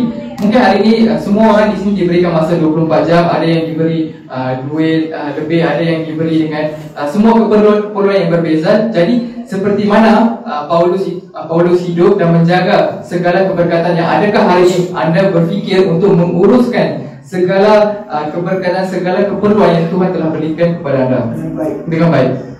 இன்னைக்கு நம்ம ஒரு பரலோகத்துக்கு அவரோட பரலோக ராஜ்யத்துக்கு நம்ம லாபமா வாழணும்னா நமக்கு கொடுக்கப்பட்ட காரியத்தை நம்ம லாபமா மாத்துவோம் பரலோக ராஜ்யத்துக்கு. If you want to live as a prophet to the kingdom of heaven, you must use whatever has been given to you in the right way.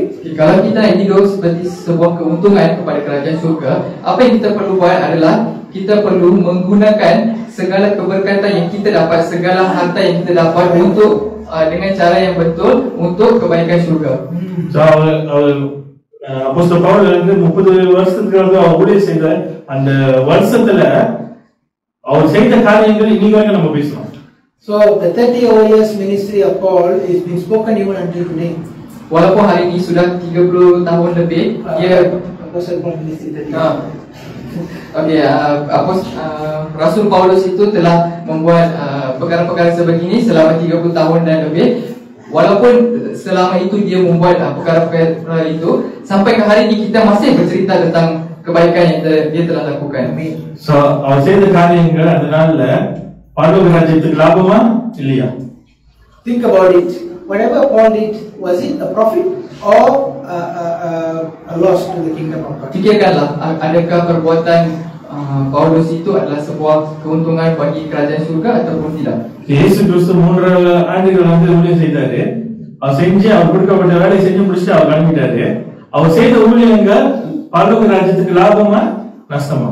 Jesus Christ was in this earth for 3.5 years, 33.5 years. So he did his ministry and he was crucified and he left.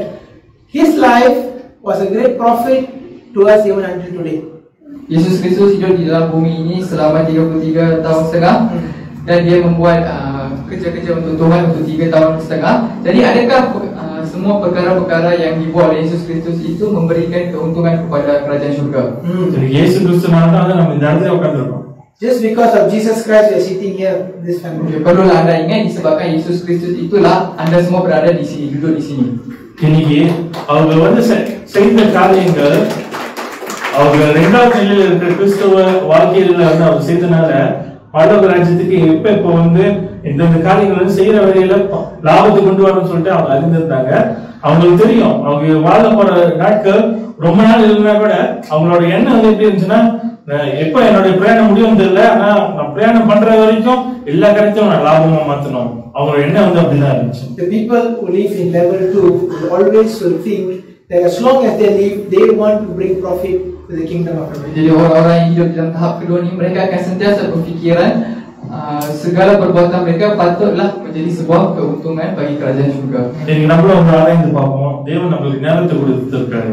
இன்னைக்கு நம்ம நேரத்தை வந்து நம்ம சரியா நிர்வாகம் பண்ணி பரலோக ராஜ்யத்துக்கு லாபமா மாத்துறோம். Today you have to check yourself. God has given you the 24 hours. Are you using the 24 hours correctly to become a profitable person for the kingdom of heaven? Hari ini Tuhan telah memberikan kita masa 24 jam dalam satu hari. Adakah kita menggunakan masa kita itu dengan memberikan keuntungan kepada kerajaan syurga? இன்னைக்கு தேவன் வந்து நமக்கு பணத்தை கொடுத்திருக்கார். அந்த பணத்தை வந்து இன்னைக்கு பரலோக ராஜ்யத்துக்கு நம்ம லாபமா மாத்துறோம். If God has given you resources like money, are you using this money to enhance the kingdom of heaven? Adakah hari ini Tuhan telah memberikan duit kepada kita? Adakah kita menggunakan duit itu untuk memberi keuntungan kepada kerajaan syurga. நீ தேவன் வந்து நம்மளுக்கு வந்து அநேக பலத்தை கொடுத்திருக்கிறார், அநேக திறமைகளை கொடுத்திருக்கிறார். அது வந்து நம்மளோட சொந்த லாபத்துக்கு மாத்திரமா இல்லைன்னா தேவனுடைய ராஜ்யத்தினுடைய லாபத்துக்கு மாத்திரம்? God has given us many talent and skills. Are we using this talent and skill to be a profit to ourselves or a profit to the kingdom? Hari ini Tuhan telah memberikan kita kekuatan dan pelbagai kelebihan dalam bidang-bidang lain. Adakah kita menggunakan semua perkara itu untuk mendapatkan keuntungan dalam kerajaan Tuhan, ataupun adakah kita menggunakan kelebihan itu untuk keuntungan diri sendiri? இயேசு கிறிஸ்து அவருடைய ஒவ்வொரு போதனைகள், அவருடைய அந்த parables, அவர்கள் சொன்ன கதைகள், உபமைகள்லாம் நம்ம பார்க்க வெளியில அவர் ரெண்டு காரியத்தை குறித்து அவர் எப்போதும் பேசினார். When Jesus Christ was talking about his parables, there are only two things he would focus. Apabila Yesus Kristus menceritakan mengenai kisah cerita-ceritanya ketika dia membuat ceramah, ada dua perkara yang ditekankan di situ. So என்ன முதலாவது காரியம், அவர் தேவனுடைய ராஜ்யத்தை குறித்து பேசினார். He spoke about the kingdom of God, number one. Yang pertama dia menceritakan mengenai kerajaan Tuhan di surga. ரெண்டாவது காரியம் பரலோக ராஜ்யத்துல லாபமா இருக்கிறதை குறித்து அவர் பேசினார். The second thing he spoke about is how to be profitable in the kingdom of God. Yang kedua adalah dia menceritakan mengenai macam mana nak menjadi sebuah orang yang membawa keuntungan untuk kerajaan Tuhan. அதான் வந்து அவர் சொன்ன ஒரு உதாரணம் வந்து என்னன்னா, அந்த தாளந்துகளுடைய அந்த உவமை, 5 தாளந்து 2 தாளந்து 1 தாளந்து. ஸோ அது வந்து எப்படியா வந்து அவங்க பெருக்கிறாங்க. ஸோ ஒருத்தர் வந்து பொசிச்சு விற்கிறான், அவனை வந்து எடுத்து கிணி கடல்ல வந்து போடுறான். ஸோ அதெல்லாம் வந்து லாபத்தை குறித்து பேசுகிறது. அப்படிப்பட்ட அநேக காரியங்கள் லாபத்தை, பரலோக ராஜ்யத்துக்கு லாபத்தை கொண்டு வர காரியத்தை குறித்து அவர் வந்து போதிக்கிறார். Even Jesus in his parable, he was speaking about the man with 1 talent, the man with 3 talents and 5 talents, the man with 1 talent who hide it, and God said, throw him to the hell, and God promotes the person with the 3 talents and 5 talents. So what God is trying to tell, God wants us to be profitable to the kingdom of heaven. Jadi dalam cerita-cerita kisah Yesus Kristus, dia menceritakan mengenai kisah 3 orang yang mempunyai duit. Seorang mempunyai 1 talam, yang kedua mempunyai 3 dan 5. So yang orang pertama itu yang mempunyai 1 talam tu, dia menyimpan, dia menanam ke tanam di dalam tanah untuk menyimpan talam itu. Jadi apa yang Tuhan buat, Tuhan suruh dia suruh hantar dia ke neraka. Dan Tuhan menaikkan darjat orang yang mempunyai 3 talam dan 5 talam itu, kerana dia menggunakan kelebihan yang Tuhan bagi itu untuk menjadikan keuntungan dalam kerajaan syurga. இதுல வந்து என்ன நம்மளுக்கு தெரியுதுன்னா, சோ பரலோக தேவனுடைய ராஜ்யத்துல லாபமா இருப்பது ரொம்ப முக்கியமான ஒரு காரியம். So what we come to conclusion is being profitable in the kingdom of God is very important. Jadi sebagai kesimpulannya, semua dah segar. Sebagai kesimpulannya, menjadi sebuah aset ataupun menjadi sebuah keuntungan kepada kerajaan syurga adalah sangat penting. So இன்னைக்கு நம்ம ஒரு உதாரணம் வந்து, நம்ம ஒரு பிசினஸ் மீட்டிங்க்கு வந்து போறோம். So பிசினஸ் மீட்டிங் போறப்ப அங்க வந்து என்ன காரியத்தை குறித்து பேசுவாங்க? When you go to a business meeting, what probably they will be speaking in the business meeting? Apabila kita pergi ke meeting perniagaan ataupun meeting perniagaan, apa yang mereka akan menceritakan di dalam meeting itu, dalam perjumpaan itu? இது செய்யறப்ப வந்து இது லாபமா மாறும், இது செய்யறப்ப இது லாபமா மாறும். சோ அப்படியே சொல்லிட்டு அது அவங்க பேசிட்டு இருப்பாங்க. They will start talking to you. When you do this one will become profitable. When you do this one will become profitable. That's the story they will talk about. Apa yang akan mereka cerita adalah, bila you melabur dalam benda ni, you akan dapat keuntungan sebanyak ni. You masuk dalam ni, 2 hari dapat duit macam ni.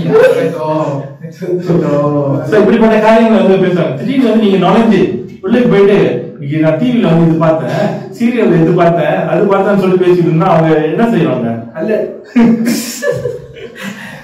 So let's say you are in a business meeting, people are talking about profit, people are talking, okay, this one is going to be like that, this one is going to be like that. All of a sudden you go in and you start talking. Yesterday I saw a TV serial, in a serial this person, this having drama, doing this. So what will all these people will do? Okay, contohnya kita melibatkan diri kita dalam meeting perniagaan itu. So masing-masing tengah menceritakan mengenai bisnes mereka. Contoh seorang cakap pasal, okay, dalam 3 bulan you labur dalam ni dapat banyak ni, apa semua. Cuba anda bayangkan tiba-tiba anda masuk dan anda cakap, oh semalam saya tengok satu cerita Korea tu, best tu cerita Korea tu yang heroin tu dia lari dengan heroin tu, lepas yang ni datang ni macam tu. Apa tanggapan mereka apabila anda bercakap sebegitu? Apa mereka akan buat pada kamu? Apa akan mereka akan buat kepada kamu? Bila mereka sedang serius cakap pasal bisnes, awak cakap pasal cerita yang awak tengok semalam. வெளியே போ. They'll chase you out probably. Keluarlah dari sini. Apa cakap berita kosong? இன்னைக்கு பரலோகத்துல எல்லாமே வந்து லாபத்தை குறித்து பேசிட்டு இருக்காங்க. இன்னைக்கு நம்ம போயிட்டு வேற ஒரு பாஷையில வந்து பேச போயிருக்கோம். So similarly, in heaven we are talking about bringing profit to the kingdom of heaven. We don't go there and talk other serious story there. Please. Dan samalah dengan kerajaan surga. Hari ini semua orang tengah menceritakan tentang apa keuntungan yang kita boleh dapat melalui perkara-perkara ini. Tapi janganlah kita pula masuk ke sana cakap bahasa lain, cakap hari ini saya tengok drama ini, esok saya tengok drama itu, hari ini saya makan KFC, esok saya makan itu. Janganlah kita pula cakap bahasa yang lain. Kalau tak nanti kita kena halau daripada tempat itu. பூனையா நான் பேசுற மாதிரி ஆயிடும். Become like a cat and dog speaking. Dia jadi macam anjing dengan kucing tengah berinteraksi. Boleh ke? Seorang cakap miau, seorang cakap awak. Macam itulah. கடைசியில் வந்து யாருமே வந்து புரியாம போயிடும். சரி, இதுதான் வந்து போதகர்கள் வந்து இது குறித்து வந்து பேசியிருந்தாரு. அந்த கல்யாண ஆடை, கல்யாண ஆடையை குறித்து இயேசு கிறிஸ்து வந்து ஆரம்பிக்கிறார். அந்த திருமணத்தோட ஆடையை வந்து நம்ம வந்து அணியத்தை குறித்து அவர் வந்து பேசியிருந்தார். இதுதான் இன்னைக்கு நம்ம வந்து தயாரா இருக்க வேண்டும். Today we must be ready for the kingdom of God. We have to have the right attire, our wedding attire to go to kingdom. Jadi hari ini kita perlu membuat persiapan yang sepatutnya untuk perkahwinan yang bakal datang. Kita perlu ada baju pengantin yang sesuai untuk perkahwinan itu. Jadi நம்மளுடைய நோக்கம் வந்து சரியா இருக்கு, பரலோகத்துக்கு போறோம்னு. Our intention to go to heaven is right. Hari ini pemikiran kita untuk pergi ke syurga itu adalah bagus. நீங்க வந்து நம்ம வந்து போறதுக்கு வந்து நம்ம தேர்ந்தெடுத்துட்டாங்க, qualified. We are qualified even to go to heaven. Dan kita ni sudah diterima untuk masuk ke syurga. ஆனா அங்க போனோடனே கல்ச்சரல் அங்க இருந்து கலாச்சாரம் வந்து வித்தியாசமா இருக்கு. நம்ம கலாச்சாரம் வந்து அங்க ஒத்து போகவே இல்லை. But when you go there, you are totally in a different zone because you are talking about Korea. They are talking about profit. Tetapi apabila kita pergi ke sana, kita akan dapat culture shock di mana mereka di sana cakap pasal keuntungan untuk kerajaan syurga, kita tengah cakap pasal drama Korea. அதனால நம்ம முதல் லெவல்ல வந்து போனோம்னா நம்ம கடைசியில தான் வந்து உட்காரணும். காரணம் முன்னுக்கு பேசுறது நமக்கு புரியவே புரியாது. Because if you go in the first level, you have to sit at the back row because you will not understand what these people are talking in front. Jadi bila kita masuk ke syurga dengan kelayakan tahap pertama, kita perlu duduk di belakang sebab apa yang mereka sedang bercakap, orang-orang tahap 2 yang tengah bercakap ni kita takkan faham sebab mereka cakap dalam bahasa lain. Kita tengah cakap bahasa Korea. அவங்க பல்லக பாஷை பேசுறாங்க, நம்ம வந்து கொரிய பாஷை பேசுறோம். அன்யாசயோ. So he is speaking a different language. The fact people are talking about our language, we are talking about Korean language. This is an example. Sebagai contoh je lah, itu orang-orang yang berada di depan tu akan cakap mengenai bahasa keuntungan, tapi orang yang di belakang tengah cakap pasal bahasa Korea. Annyeonghaseyo, bangsa punya dan sebagainya lah. So அதனால வந்து என்ன நான் சொல்றேன்னா, இன்னைக்கு வந்து நம்ம தேவனுடைய கண்கள்ல லாபமா இருக்கிறது பரலோக ராஜ்யத்தோட ஒரு கலாச்சாரம். So being profitable to the kingdom of God is a culture of heaven. Okey, jadi menjadi sebuah keuntungan kepada kerajaan syurga adalah sebuah aset di mata Tuhan. அதனால தான் இந்த ஒரு 2-3 வாரங்களா நம்ம வந்து பார்க்கறதுல பொதுவாக வந்து அநேக காரியங்களை கற்றுக் கொடுத்தா எப்படி வந்து நம்மளுடைய பணத்தை நிர்வாகம் பண்றது, நேரத்தை நிர்வாகம் பண்றது, எப்படி நம்மளுடைய குடும்பத்தை நிர்வாகம் பண்றது. இன்னைக்கு தேவன் நம்மளுக்கு இதை வந்து பேசிக் கொண்டிருக்கிறது ஏன்னா நம்மளுக்கு கொடுக்கப்பட்ட ஒவ்வொரு காரியத்தையும் நம்ம சரியா நிர்வாகம் பண்ணி அது வந்து பரலோக ராஜ்யத்துக்கு லாபமா வந்து மாத்துறதுக்கு தான் வந்து நம்மளோட பேசிக் கொண்டிருக்கிறோம். Today God is teaching us how to manage money, how to manage time, how to manage family well. Is because God wants to teach us that we will be profitable. So sejak belakangan ini kita dapat dengar yang Padre menceritakan macam mana kita nak uruskan duit, uruskan wang dan semua kelebihan yang Tuhan telah berikan kepada kita. Kenapa kita tengah bercakap mengenai perkara-perkara ini adalah sebab Tuhan nak kita menjadi seorang aset kepadanya dan seorang yang memberi keuntungan kepadanya, dan kita patutlah menjaga dan mengendali semua kelebihan dan rezeki kita dengan baik. இன்னைக்கு தேவன் நம்ம எப்போதும் அவர் வந்து நகர்றது அவர் வந்து ஒரு காலத்தின் மூலியமா தான் வந்து அவர் நகருவார். When God moves according to a season. So apabila Tuhan bergerak ataupun bergerak, dia akan bergerak mengikut musim. இந்த காலம் வந்து என்ன காலம்னா தேவனுடைய காலம். நம்ம ஒவ்வொருவரும் தேவனுடைய கண்கள்ல லாபமா மாறுற காலம். Okay, now the season that God is trying to tell to all of us is you are in a season of becoming profitable to God. Jadi musim sekarang ni adalah musim di mana anda menjadi satu keuntungan bagi Tuhan. லாபமாய் வந்து மாறி எடுத்து பாக்கெட்ல போட்டுக்கிறது இல்ல. லாபமாய் மாறி தேவனுக்கு ராஜ்யத்துக்கு மாறுறது. Becoming profitable and not putting into your own pockets, but becoming profitable and put into the kingdom of God. Bukannya membawa keuntungan dan masuk ke dalam poket sendiri, tetapi membawa keuntungan untuk kerajaan syurga. கடந்த வாரங்கள்ல போதுக வந்து எப்படியா வந்து நம்ம பணத்தின் நிர்வாகத்தை பண்றதுன்னு சொல்லிட்டு கற்றுக் கொடுத்து கொண்டிருந்தா அந்த காரியம் ரொம்ப ஆசீர்வாதமா இருந்துச்சு. இந்த கடந்த வாரத்துல தேவன் என்னோட வந்து பேசுற ஒரு காரியம் வந்து என்னன்னா நேரத்தை எப்படி நிர்வாகம் பண்றது. So God has been speaking to us about how to manage money last week. For this week, God is teaching to me how to manage time properly. Jadi minggu lepas kita mempelajari macam mana kita nak mengendali wang kita. Minggu ni kita belajar mengenai macam mana kita nak mengendali masa kita. இந்த காரியம் வந்து நான் வந்து தேவனை கற்றுக் கொடுத்தா நான் செய்து கொண்டிருக்கேன். உங்களுக்காக வந்து நான் அதை கற்றுக் கொடுக்கிறேன். I'm doing myself this management of time, so I want to teach all of you how to manage it. Okay, pastor sendiri melakukan perkara ini, jadi pastor ingin berfungsi perkara ini supaya anda juga mengamalkan perkara ini. காரியங்கள் நான் வந்து உங்களுக்கு சொல்றதுக்கு முன்பாக எத்தனை பேருக்கு வந்து நேரத்தை நிர்வாகம் பண்ண கஷ்டமா இருக்கு?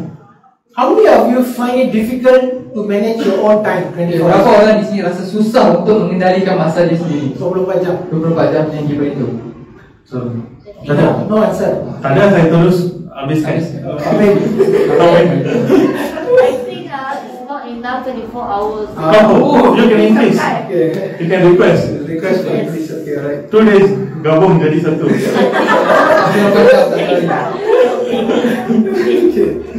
We just need to sleep extra hours so that 2 days will become one.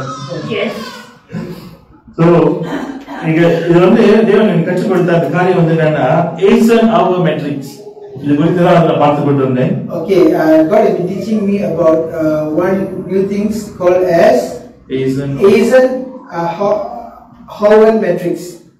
So, apabila kita menceritakan perkara ini, Tuhan mengajarkan saya tentang satu perkara baru yang bernama Eisenhower matrix.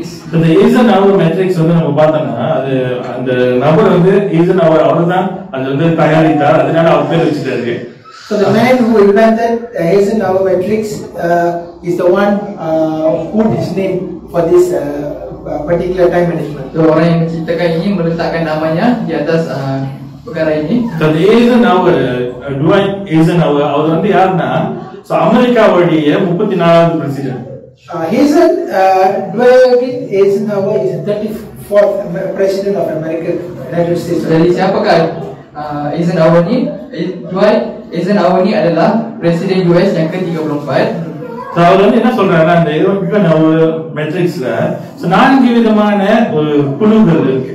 So what is he trying to teach is there are 4 type of group. Okay, Eisenhower ini mengajarkan kita bahawa ada 4 kategori.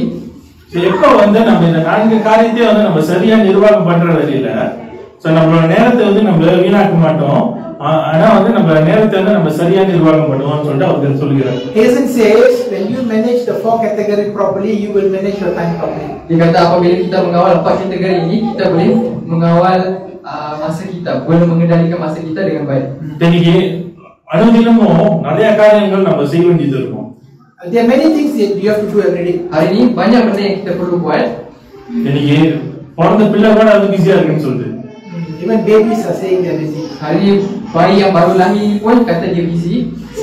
So school போற ஸ்டூடெண்ட் வந்து பிஸின்னு சொல்றோம். School children also saying. Budak yang pergi sekolah pun dia kata dia busy. So வேலைக்கு போறவங்க பிஸின்னு சொல்றோம். Those are working also saying. Orang yang pergi kerja pun dia kata dia busy. So எல்லாமே வந்து பிஸின்னு சொல்லிட்டு இருக்கோம். Everyone is start saying busy. Semua orang kata busy. Jadi kita buat இன்னைக்கு நம்ம எப்போ வந்து நான் வந்து பிஸின்னு வந்து சொல்றோமோ அது வந்து நம்ம நேரத்தை சரியா நிர்வாகம் பண்ணாததுக்கு ஒரு அடையாளமா கூட இருக்கலாம். Okay, it could be an indicator when you start saying busy. That is an indicator that you are not managing your time well. Ya, jadi apabila kita cakap busy ni bermaksud mungkin kita tidak dapat mengendalikan masa kita dengan baik, sebab tu kita kata kita busy. இன்னைக்கு நம்ம அன்றாடம் செய்ய வேண்டிய ஒரு காரியம், அந்த வாரத்துல நம்ம செய்ய வேண்டிய காரியங்கள், அது எல்லாமே வந்து 4 விதமான குழுல வந்து நம்ம வைக்க முடியும். We can categorize the activities that you have to do into 4 categories. Ya, jadi perkara-perkara yang kita buat dalam seharian ataupun dalam seminggu tu kita boleh masukkan dalam 4 kategori. முதலாவது குழு வந்து என்னன்னா, Category pertama adalah இது வந்து மெட்ரிக்ஸ்ல வந்து அதோட பேர் வந்து 4D method. So they call it as a 4D method. tajuk ni dipanggil sebagai 4D. So 4D input number எடுத்துறாதீங்க. அது நம்பர் சொல்ல. 4D இல்ல. It's not your 4-digit bank number. This is a matrix, 4 matrix. Sebab saya kata 4D ni janganlah awak pergi Magnum Toto tu punya 4D ya. Itu bukan, itu lain ni lagi. Okay, முதல் D வந்து என்னன்னா do. The first D is for do. Okay, ini yang pertama adalah do, buat. So அந்த குழுல வந்து நீங்க என்ன வைக்கணும்னா, என்னென்ன காரியங்கள் ரொம்ப அவசரமா நீங்க செய்யணும், என்னென்ன காரியங்கள் நீங்க தாமதப்படுத்த முடியாது, ரொம்ப முக்கியம், அந்த காரியத்தை எல்லாத்தையும் அதுல இருந்துங்க.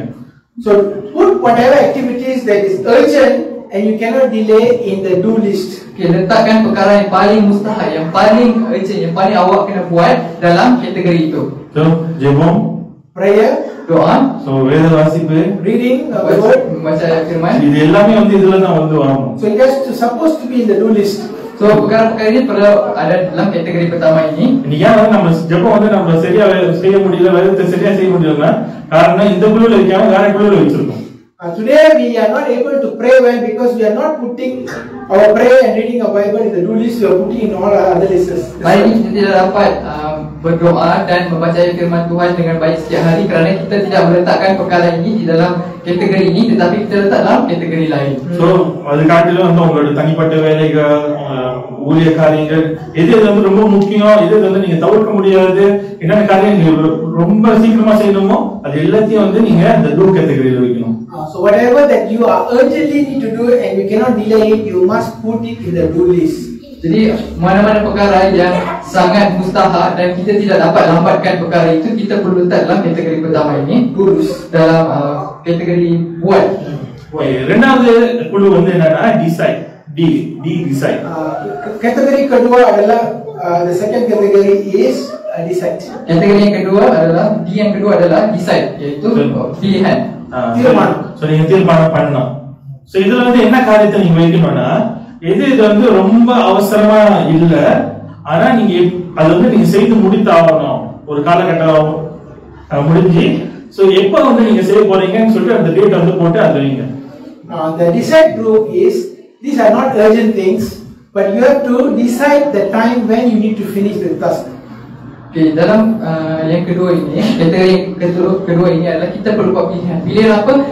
Pilihan perkara-perkara yang tak terlalu penting tetapi kita perlu buat dalam masa yang terdekat. Pilih tarikh. Kita perlu pilih tarikh dan masa untuk kita menyiapkan sesuatu perkara itu. அப்ப நீங்க வந்து என்ன வந்தீங்கன்னா, ஓகே தண்ணி பில் கட்டணும், சோ நேரம் இருக்கு, ஓகே புதன்கிழமை கட்டணும், சோ டேட் வந்து எழுதுங்க. For example, you need to pay water bill, so the date is maybe until Wednesday you can pay, so you put on Tuesday whatever day. So you decide the date that you need to finish.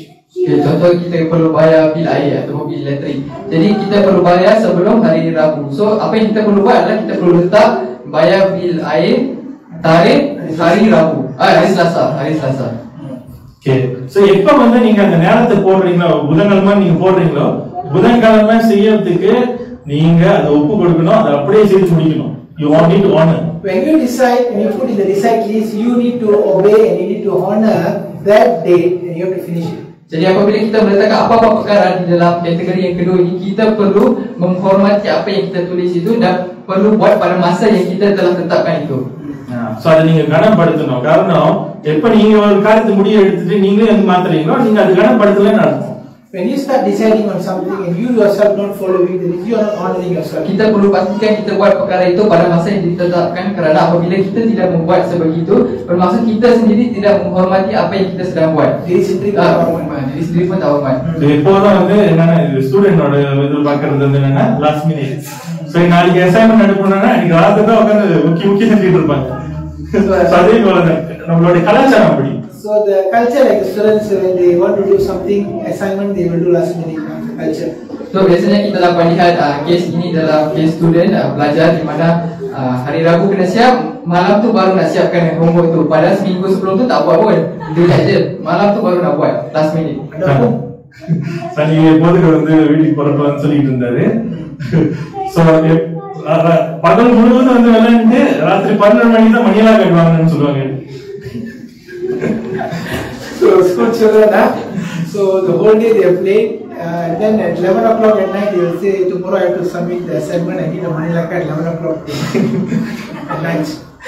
Jadi seperti yang Pastor cerita, waktu bila ada budak-budak dia akan main sepanjang hari, lepas tu pukul 11 malam, lepas semua kedai dah tutup, baru dia kata esok kena bawa money lakan, lepas tu kena gunting siap-siap. So ராத்திரி உட்காந்து நீங்க செஞ்சு கொடுத்துருக்கோம். Malam-malam tu kita yang buat, kita sendiri yang print money lakan tu, lepas tu potong sendiri. So இது வந்து ரெண்டாவது, எப்போ வந்து நீங்க அந்த நேரத்தை போடுறீங்களோ நாளை போடுறீங்களோ அந்த நாள்ல நீங்க அந்த காரியத்தை செய்து முடிக்க வேண்டும். So the second category is decide. When you decide a time or a date, you must follow it. So dalam kategori kedua ni, apabila kita telah membuat keputusan, membuat pilihan, bila kita nak siapkan, kita perlu menghormati keputusan kita itu. Okay, மூணாவது குழு வந்து என்னன்னா The third category is டெலிகேட்னா வந்து நீங்க அந்த காரியத்தை வந்து மற்றவங்களுக்கு நீங்க பகிர்ந்து கொடுக்க வேண்டும். Delegate. The third D is delegate. Okay, D yang ketiga ataupun kategori yang ketiga adalah pengagihan, mengagihkan sesuatu tugasan. So சில காரியங்கள் வந்து நம்ம வந்து செய்யாமல் இருக்கக்கூடும், ஆனா அந்த காரியத்தை நம்ம வந்து நம்ம செய்து கொண்டிருக்கோம், அது வந்து நம்ம மற்றவங்களுக்கு நம்ம பகிர்ந்து கொடுக்க முடியும். அது வந்து உங்களுடைய பிள்ளைகளா இருக்கலாம், இல்லைன்னா உங்களுடைய கூட வேலை செய்யறவங்களா இருக்கலாம், அவங்க கீழே வேலை செய்யறவங்களா இருக்கலாம், ஸோ ஊழியம் செய்யறவங்களா இருக்கலாம், நீங்க பகிர்ந்து கொடுக்க முடியும். So certain things you can delegate to your children, you can delegate to your staff, you can delegate to your ministers, you can give it to others to do it. Jadi ada setengah perkara yang tak semestinya kita sendiri buat, kita boleh bagi kerja itu dekat orang yang mungkin dekat anak-anak anda, ataupun mungkin boleh bagi dekat rakan sekerja anda untuk buat kerja itu. So எப்போ வந்து நம்ம மற்றவங்களுக்கு அந்த காரியத்தை நம்ம பகிர்ந்து கொடுக்கறோம்னா நம்ம அவங்களை நம்பி அவங்களுக்கு கனப்படுத்தி அவங்களை வந்து நம்ம பயிற்சி கொடுக்கணும். So when you delegate things, then you are actually trusting them and you are training them to come to the next level. Jadi apa yang berlaku apabila kita memberikan atau mengalihkan tugasan itu kepada orang lain, sebenarnya kita mempercayai orang itu dan kita melatih orang itu untuk membuat tugasan itu. அதனால நம்மளோட ஸ்ட்ரெஸ்ஸும் குறையும், அவங்களும் வந்து வளருவாங்க. So our stress will be reduced, they will grow. Jadi stres kita pun akan berkurang, mereka pun akan membesar. அதனால வந்து எப்போதும் வந்து மேல இருக்கிறவங்க தகப்பன் தாய் வந்து அவங்களுக்கு வந்து வேலை கொடுக்குறாங்கன்னா வேலையில் உங்களுக்கு எப்போதும் நான் தான் சொல்லக்கூடாது. ஸோ அது வந்து உங்களுடைய ஒரு பயிற்சியை எடுத்துக்கொள்ளுங்க. So when your parents or someone are higher than you giving you work, don't keep grumbling and say why me all the time. Don't say like that. Just do it so that you will learn. Jadi bila ada mak atau ayah kita yang berada lebih tinggi daripada kita, suruh kita buat benda, suruh cuci kereta ke, basuh kereta ke, cuci rumah ke apa, janganlah kita merumah kata dia ni orang tua ni tak ada kerja lain, selalu suruh kita yang buat. So போதகரும் வந்து ஊழியர்கள் வந்து கொடுத்தாங்கன்னா அதை வந்து நம்ம கனப்படுத்தி அந்த காரியத்தை பயிற்சியா எடுத்து நம்ம செய்ய ஆரம்பிக்கிற வேலை இல்லை. ஸோ அந்த அபிஷேகம் வந்து டிரான்ஸ்ஃபர் பண்ணும். When the ministers of God giving you a job in the ministry, you take the job and start do the anointing will start growing in life. Jadi apabila padri kita di gereja memberi sesuatu kerja, jangan kita merumah kata pastor ni tak ada kerja lain lah, nanti buat sendiri. Tapi kita perlu ambil kerja itu, buat betul-betul supaya Tuhan meningkatkan darjat dan ketinggian kita di alam roh. Amin. சரி, நம்ம எப்போதும் வந்து எனக்கு நேரம் இல்லை, நான் வந்து எப்போதும் பிஸி, நான் எப்போதும் எனக்கு ஸ்ட்ரெஸ், இப்போ வந்து எல்லாத்துக்கும் ஸ்ட்ரெஸ், என்ன கேட்டாலும் ஸ்ட்ரெஸ், ஸ்ட்ரெஸ். நீங்க வந்து ஸ்ட்ரெஸ் சொல்றேன்னா நம்ம வந்து நம்ம பகிர்ந்து கொடுக்க வேண்டிய வேலைகளை நம்மளே தானா செய்து கொண்டிருக்கிறதுனால நம்ம ஸ்ட்ரெஸ் ஆயிடும். We become stressed because there are certain things that you got to delegate, but you're doing on your own. That's why you're stressed. Jadi janganlah kita bagi alasan kata kita busy dan kita stres. Zaman sekarang ni semua orang kata kita stres dengan itu, stres dengan ni. Even haiwan pun stres menjaga rumah. Okay. So இன்னைக்கு வந்து நம்மளுடைய அந்த do list வந்து 20 வேலை இருக்கு. நம்மளுடைய பகிர்ந்து கொடுக்கிற அந்த லிஸ்ட் வந்து மோசமா இருக்கு. Our do list got 20 activities. Our delegate list is 0. None. Hari ni banyak orang kategori do mereka ada banyak. Yang kita perlu buat itu ada 20, tetapi kategori yang kita boleh agihkan tu ada kosong. Tak ada apa-apa pun. So ini நம்ம சரியா படுத்த வேண்டும். So நான்காவது குழு. So the last category. Jadi kita perlu buat sedikit pengagihan untuk kurangkan stres, dan kategori yang keempat adalah நாலாவது D வந்து என்னன்னா delay. The fourth D is delete. D yang terakhir adalah delete, iaitu hapuskan. Nyahkan ataupun hapuskan. அது வந்து நம்ம எடுத்து போட வேண்டும். சோ சில காரியங்கள் நம்ம வந்து தேவனுக்கு செய்து கொண்டிருக்கலாம், அதெல்லாம் நம்ம தனிப்பட்ட வாழ்க்கையில செய்து கொண்டிருக்கலாம். அது ஒரு காலத்துக்கு வந்து அது அவசியமா தேவைப்பட்டுச்சு, ஆனா இப்போ வந்து அது தேவையில்லாமல் இருக்கணும். So there are certain activities at one point it was important to you, but now maybe it is no more important than you would delete. Okay, mungkin sebelum ni ada setengah perkara yang sangat penting kepada anda, jadi anda lakukan. Tapi bila sekarang benda itu tak penting kepada anda, jadi anda perlu buang benda itu dalam kehidupan seharian anda. So உதாரணம் வந்து நான் கொடுக்குறேன், திடீர்னு எனக்கு ஞாபகம் வந்து நான் கொடுக்குறேன். ஸோ முன்ன வந்து மேபி நீங்க உங்க பிள்ளைங்களை வந்து ஸ்கூலுக்கு எடுத்து போய் கொண்டு இருக்கலாம். ஸோ அதுல ஒரு காலகட்டத்துக்கு நீங்க செய்து கொண்டிருக்கலாம். அது வந்து முடிந்த பிறகு பக்கத்து வீட்டு பிள்ளைகளை தூக்கிட்டு ஸ்கூலுக்கு கூட்டு போற மாதிரி. ஸோ அந்த வேலை நீங்க தொடர்ந்து செய்து கொண்டிருக்கலாம், நீங்க ஸ்ட்ரெஸ் ஆகுறீங்க. அது வந்து ஒரு உதாரணம். So example that maybe when you have a small child, you can send the child to school. So once your child is already become big, then you have to delete the activity. But if you continue taking your neighbor's child to school, then you are still doing the same work. Jadi contohnya macam seorang ayah menghantar anak pergi sekolah. So bila anak tu belajar dekat sekolah tu, bolehlah dia hantar pergi sekolah. Tetapi bila anak dia dah besar, habis sekolah, janganlah pula kita ambil anak jangan kita pula pergi hantar pergi sekolah. Nanti kita yang stres. Sebenarnya kerja tu dah habis, tetapi sebab kita tak delete, kita buat lagi, menyebabkan kita stres. அதனால வந்து இந்த 4 காரியங்கள் குறித்து இதோட நான் முடிக்கிறேன். இந்த 4 காரியங்கள் நீ வந்து அனுதினமும் செய்ய வேண்டும். சோ என்ன வந்து நான் உற்சாகப்படுத்துகிறேன்னா, சோ வாரத்தோட முதல் நாள் ஞாயிற்றுக்கிழமை சாயங்காலம் சோ தேவனோட சமூகத்துக்கு வந்து போங்க. சோ பொழுதுகள் வந்து சொன்ன மாதிரி வீட்டுல வந்து நம்மளுக்கு தனிப்பட்ட அந்த இடம் இருக்குல்ல, அந்த பலிபீடத்துக்கு வந்து போய் ஆண்டவருக்கும் உங்களுக்கும் சோ தேவனிடத்துல வந்து நீங்க சொல்லி ஆண்டவரே இந்த காரியங்கள்லாம் இந்த வாரம் இருக்கு லிஸ்ட் வந்து போட்டு எந்தெந்த குழுல என்னென்ன காரியத்தை வைக்கணும்.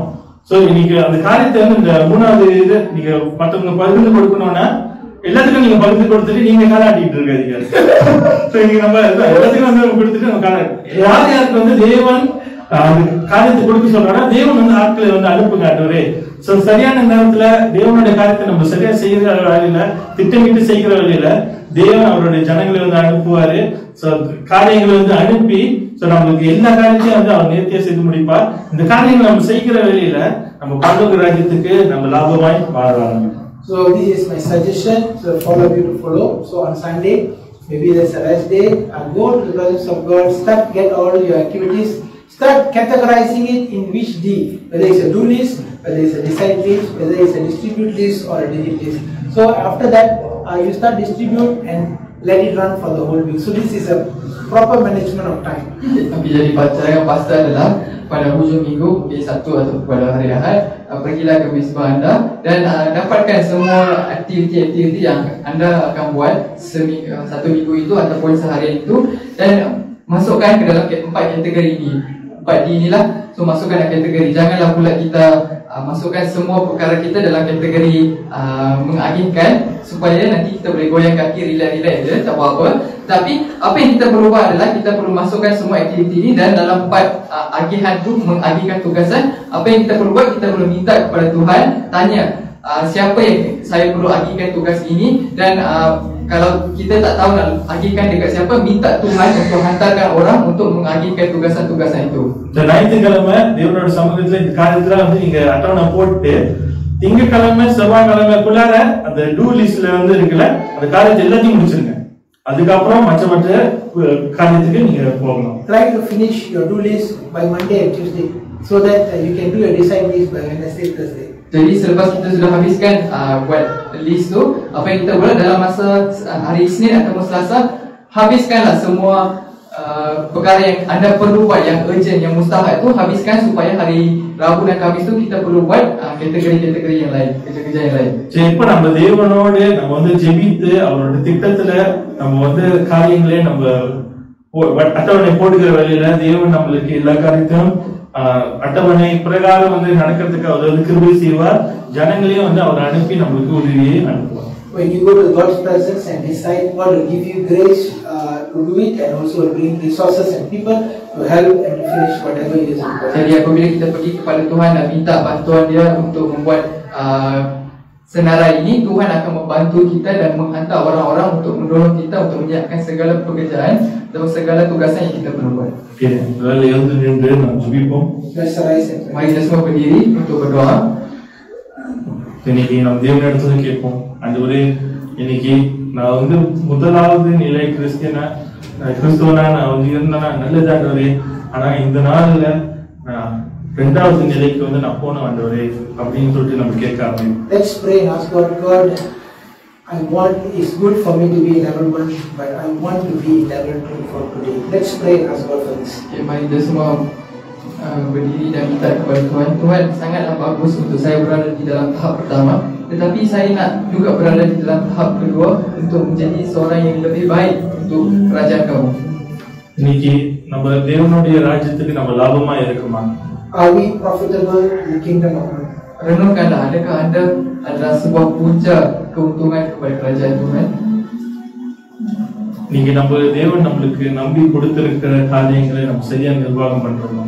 Are we managing the thing that God has given us properly? Fikirkanlah, adakah semua keberkatan dan semua rezeki yang Tuhan telah beri telah diuruskan dengan baik? இன்னைக்கு நம்ம பரலோக ராஜ்யத்துக்கு வந்து நம்ம போனோம்னா பரலோக ராஜ்யத்துடைய பாஷை நம்ம லாபமா இருக்கிறது குறித்து நம்ம அறிந்திருக்க வேண்டும். If we want to go to heaven, you need to know the language of heaven is to be profitable. Kalau kita nak pergi ke syurga, kita perlu tahu bahasa yang dicakap di syurga, Keuntungan. mengenai keuntungan. தேவனிடத்துல ஒப்பு கொடுப்போம். ஆண்டவரே, இந்த காரியங்கள்லாம் வந்து நான் கேட்டிருக்கேன், எனக்கு உதவி செய்யுங்க ஆண்டவரே. நாளைய தினத்துல இருந்து நான் இந்த காரியத்தை நான் ஆரம்பிக்க போறேன். ஞாயிற்றுக்கிழமை இந்த அட்டவணையை வந்து நான் போட்டு இந்த காரியங்களை நான் சரியா என் நேரத்தை நிர்வாகப்பட போறேன்னு சொல்லிட்டு தேவனிடத்துல ஒப்பு கொடுப்போம். Let's pray and ask God, God, I've heard all this message. I want to apply it by tomorrow, that I will be able to do everything properly, the time management properly from today.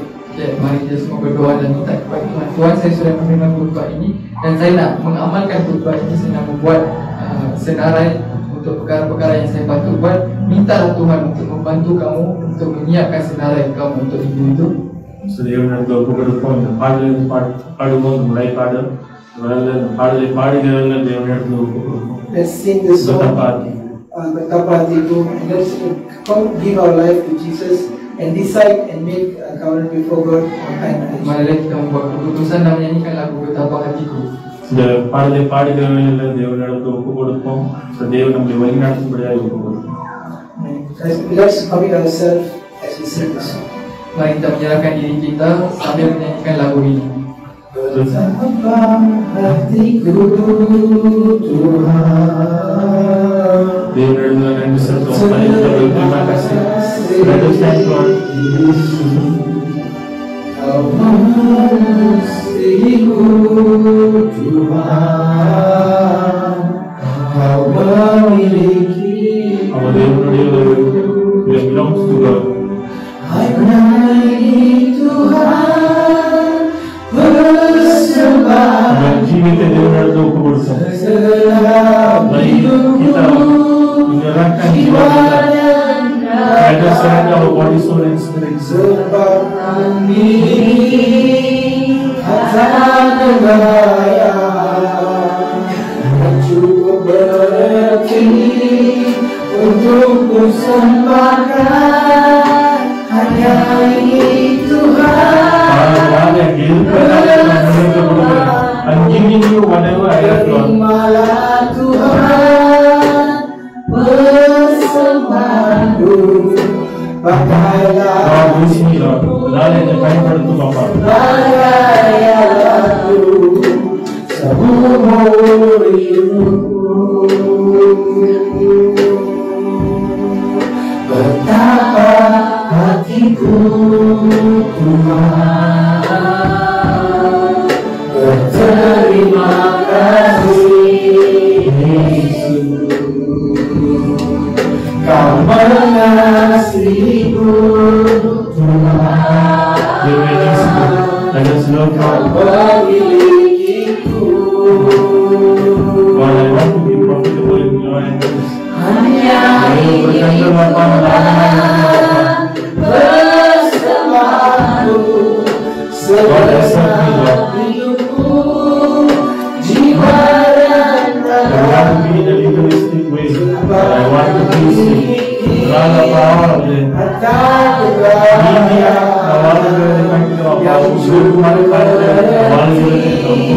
Untuk selamatkan hanya ini Tuhan permohonanku, terimalah Tuhan persembahanku, hanya hidupku sebagai lagu seumur hidupku. Lord Father, thank you for this wonderful time. Father, we pray, Lord, as we heard the message, Lord Father, on time management, help us to be profitable in the kingdom of God.